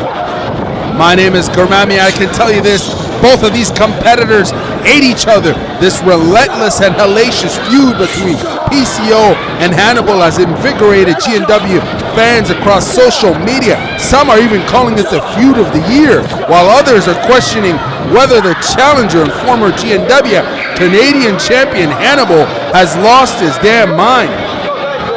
PCO is always situationally aware as he's pressing on Hannibal here against the rope. Oh wait, he's isolating the arm for Sumi Gaishi with Kimura grip. Could he have it here? He's in north-south position. He can easily switch over into an armbar, applying a tremendous amount of pressure to Hannibal's shoulder and arm. For the record, not only has Hannibal lost his mind ever since losing the most prized professional wrestling title, it's fair to say that he's equally lost touch with any rational sense of rationality, folks. As a matter of fact, this strategic, sadistic savage has unleashed madness, repeatedly stalking and attacking PCO on multiple occasions. And the champion, PCO, has actively antagonized and retaliated with his own cunning campaign. Tonight, the GNW champion wants revenge, retribution, and demonstrably justifies no limits to attaining his objective. PCO has an armbar right in the middle of the ring on Hannibal, the Death Dealer. Will he be able to execute the full extension on this armbar and beat Hannibal in the middle of the ring here? And in case you missed it, both wrestlers have been fined by the GNW president for multiple infractions, primarily being attacking the GNW officials and the president. Transitions to a mount, working for a pin here. He's looking for a pin. Hannibal could have a neck crank here as PCO reverses and Hannibal hooks the rope. With his own strike here. As I mentioned before, both of these fighters hate each other and detest each other as Hannibal proceeds to attack with a kick to the gut. He's got the front headlock here, switches to back control. So we see a suplex here, or potentially a rolling knee bar for PCO. PCO's got back control here. Referee breaks it up as Pierre Carvallet is clobbering away at Hannibal, the Death Dealer's back. As I mentioned before, PCO's got such a range of skill sets, and his intent here is to scientifically and tactically break down Hannibal, the Death Dealer here by using a variety of strikes and submissions.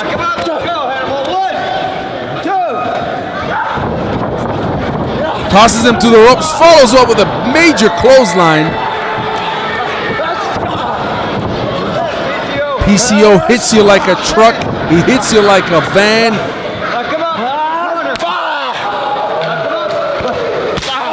But Hannibal with his chops. The real madman out here chopping away like it's a chop convention gone rogue. PCO no strangers to the use of chops. The Kyokushin karate knows how to distribute that forearm across the chest of Hannibal, the Death Dealer. Big headbutt by PCO. Again, he's all about tactically and scientifically and systematically breaking down Hannibal the Death Dealer. He knows Hannibal's strengths, and you better believe he knows his weaknesses, and you best believe he will exploit them step by step. Hannibal the Death Dealer is in a tremendous amount of pain here in the middle of the ring as he's being stomped on and kicked by the Kyokushin Karate striker PCO. He's got him in the corner here as he's chopping away. You hear the chops on these. Hannibal the Death Dealer unleashing his own series of chops. Again, another big clothesline by PCO, who's not letting Hannibal gain the momentum he needs in order to execute his plan. And his plan is fueled by rage, hate, and a deep-seated sense of madness that he brings. Each time he attacks you, Hannibal the Death Dealer is unleashing that rage.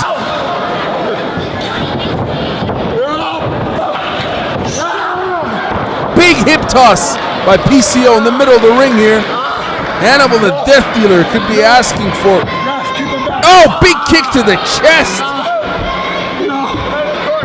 Hannibal is grieving in pain here. His ribs could be broken.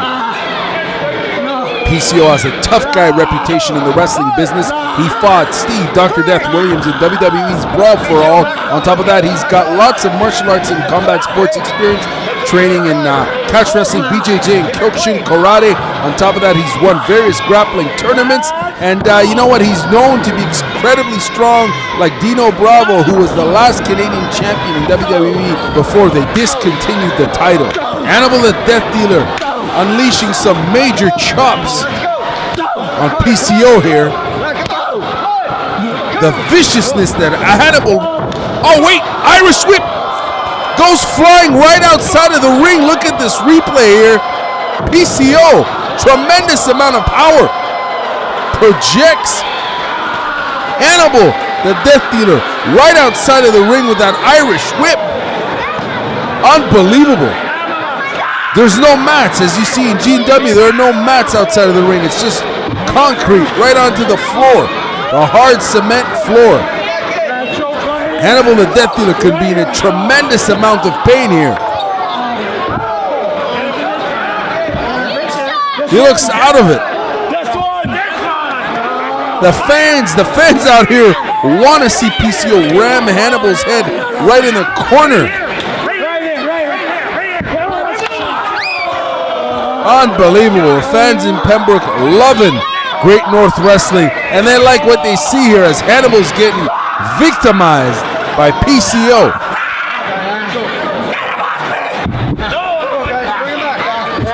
Systematically breaking down his opponent here, using just about every tactic he's got in his toolbox. And Hannibal the Death Dealer, look at it, he just grabs his chair and just smashed PCO in the back, follows up with a kick to the gut. And there he goes again with these vicious, relentless chops. Unleashing that rage. Look at that. Kicks him right in the face. He's been working on his kicks, obviously, as a kickboxer. Now he's just clobbering again.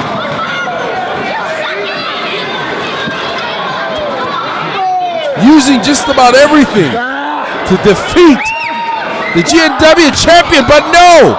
PCO again counters Hannibal and rams him right onto the hockey glass there, the arena glass. The fans out here are loving it. They're loving Great North Wrestling. Make sure you follow us online. Hannibal the Death Dealer here is getting a beating here. He is getting brutalized by PCO, who's promised, again, nothing but revenge, retribution, and madness as he's looking onto his fans here. His fans out here in Pembroke are loving this. Hannibal the Death Dealer is taking on a beating, but he keeps on ticking, chomping and punching away as he throws PCO right into his fans. His fans seem a little disappointed as Hannibal the Death Dealer just doesn't give a damn. He's out here wanting the most prized professional wrestling title in Canada, the Great North Wrestling Canadian Heavyweight Championship. He wants the title.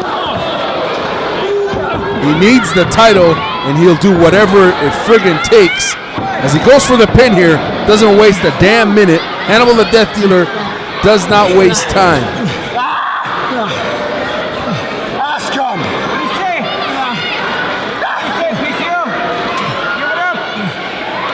PCO taking a tremendous amount of pressure here from Hannibal the Death Dealer as he's applying a sleeper hold. And he's clobbering away right on PCO's chest, just clobbering him with those vicious shots. We're talking about 285-pound professional athletes here. Hannibal the Death Dealer, when he hits you, the entire crowd can feel it. You can feel it. Nothing but viciousness. Everything he does is ill-intended, is mean-spirited. It's just downright vicious. Just wants to choke his opponent right out cold. As you can see, PCO's face is turning purple.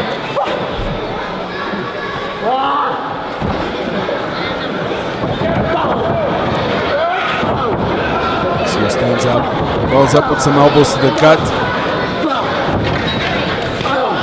Hannibal relentless with those chops.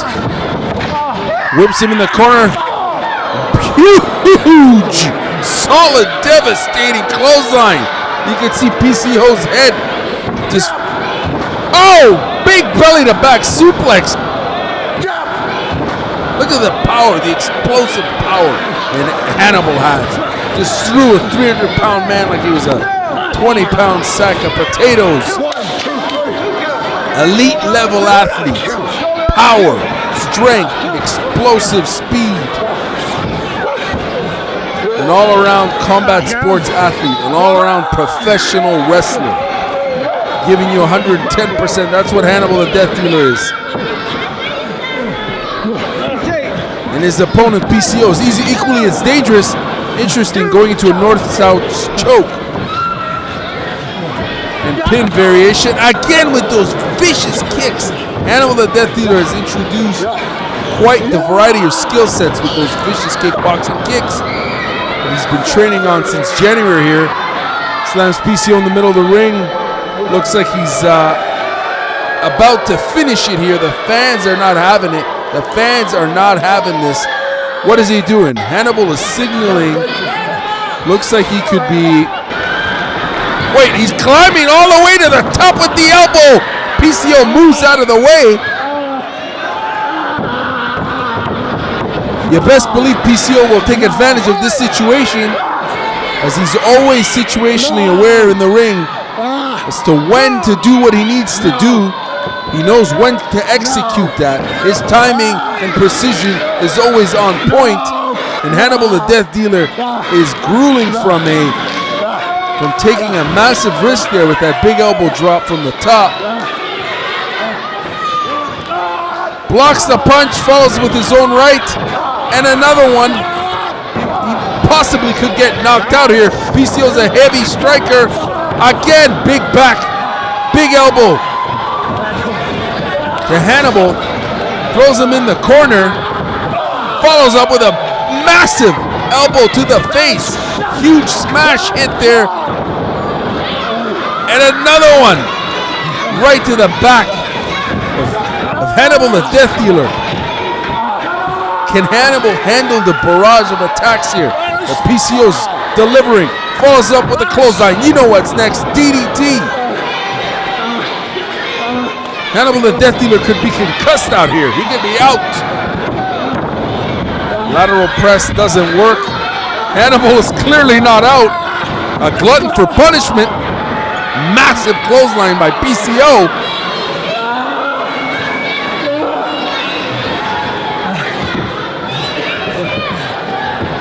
Both these competitors are giving 200% here as they're fighting for the most prized title in professional wrestling. in Canadian professional wrestling. They know what's at stake. PCO signaling here. Could we be seeing potentially one of the best moonsaults in professional wrestling here? A 300-pound man is going to do a backflip out here. A PCO salt. Oh! Hannibal the Death Dealer. Timed it right about right. Put out his knees on PCO. PCO's in a lot of pain right now as Hannibal capitalizes with kicks to the face. Wait a minute. Swing. Oh, wait. He shoots him into the ropes. But no, not into the corner. He shoots him right into the ref. Ref is down. Hannibal the Death Dealer. Sacrifice powerbomb. Sets up PCO. Executes the sacrifice powerbomb. But guess what? Referee's out, Hannibal. The referee is out. He got run over by PCO when you threw him in him. Hannibal the Death Dealer is just... Again, he goes for the pin, but the referee is out. What can he do now? I mean, he's got to wait until he's got to wake up the referee, but no, Hannibal's just steps out of the ring here. He's searching for something. He's like a hellacious hyena. Uh-oh. Are you kidding me? He's got a friggin' table. Hannibal the Death Dealer has got a table. He just pulled out a table and it looks like shit's about to get real. Yet again here at Great North Wrestling. Both of these athletes mentioned it repeatedly. Both of these wrestlers mentioned it. They're taking it to the extreme here tonight because they know what's at stake. Hannibal the Death Dealer saying it's over for PCO. He intends to put him through that table. Another sacrifice powerbomb. Oh, drops him right on the table. That's 300 pounds. That's a fiberglass table. That is a fiberglass table, not a plastic or wood table. Hannibal the Death Dealer's climbing to the top. I can't believe this. Even Sabu wouldn't dare to do this on a fiberglass table. He just put PCO through that table. My goodness, Hannibal the Death Dealer always taking it to the next level of madness. Goes for the pin, but there's no referee. The referee's out cold. What an opportune moment. Clearly he would have won it had the referee been awake, but he's out cold. Hannibal the Death Dealer waking up the referee. Is splashing some water.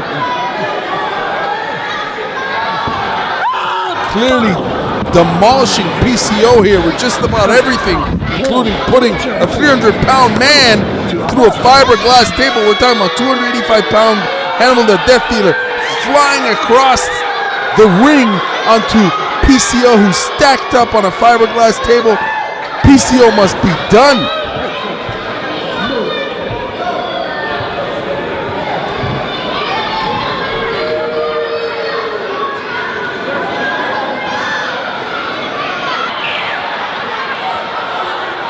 And he's got a huge garbage bin here.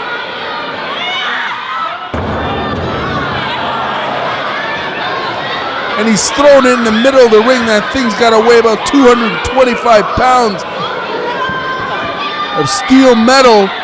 PCO's getting up. Kicks Hannibal as Hannibal was trying to use that steel garbage bin. Dropped the bin. PCO's got the bin. Clobbers Hannibal right on the head. Oh my God, he could be concussed.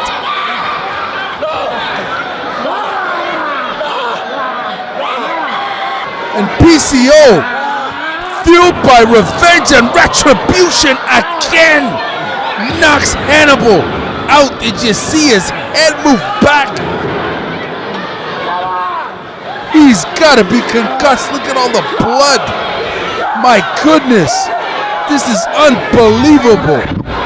PCO has clearly taken this to the extreme.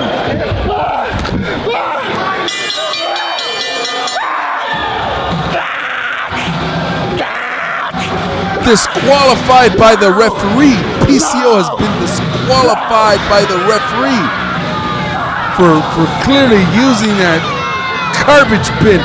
Hannibal the Death Dealer is out of it. He has lost it yet again. He's just got knocked out.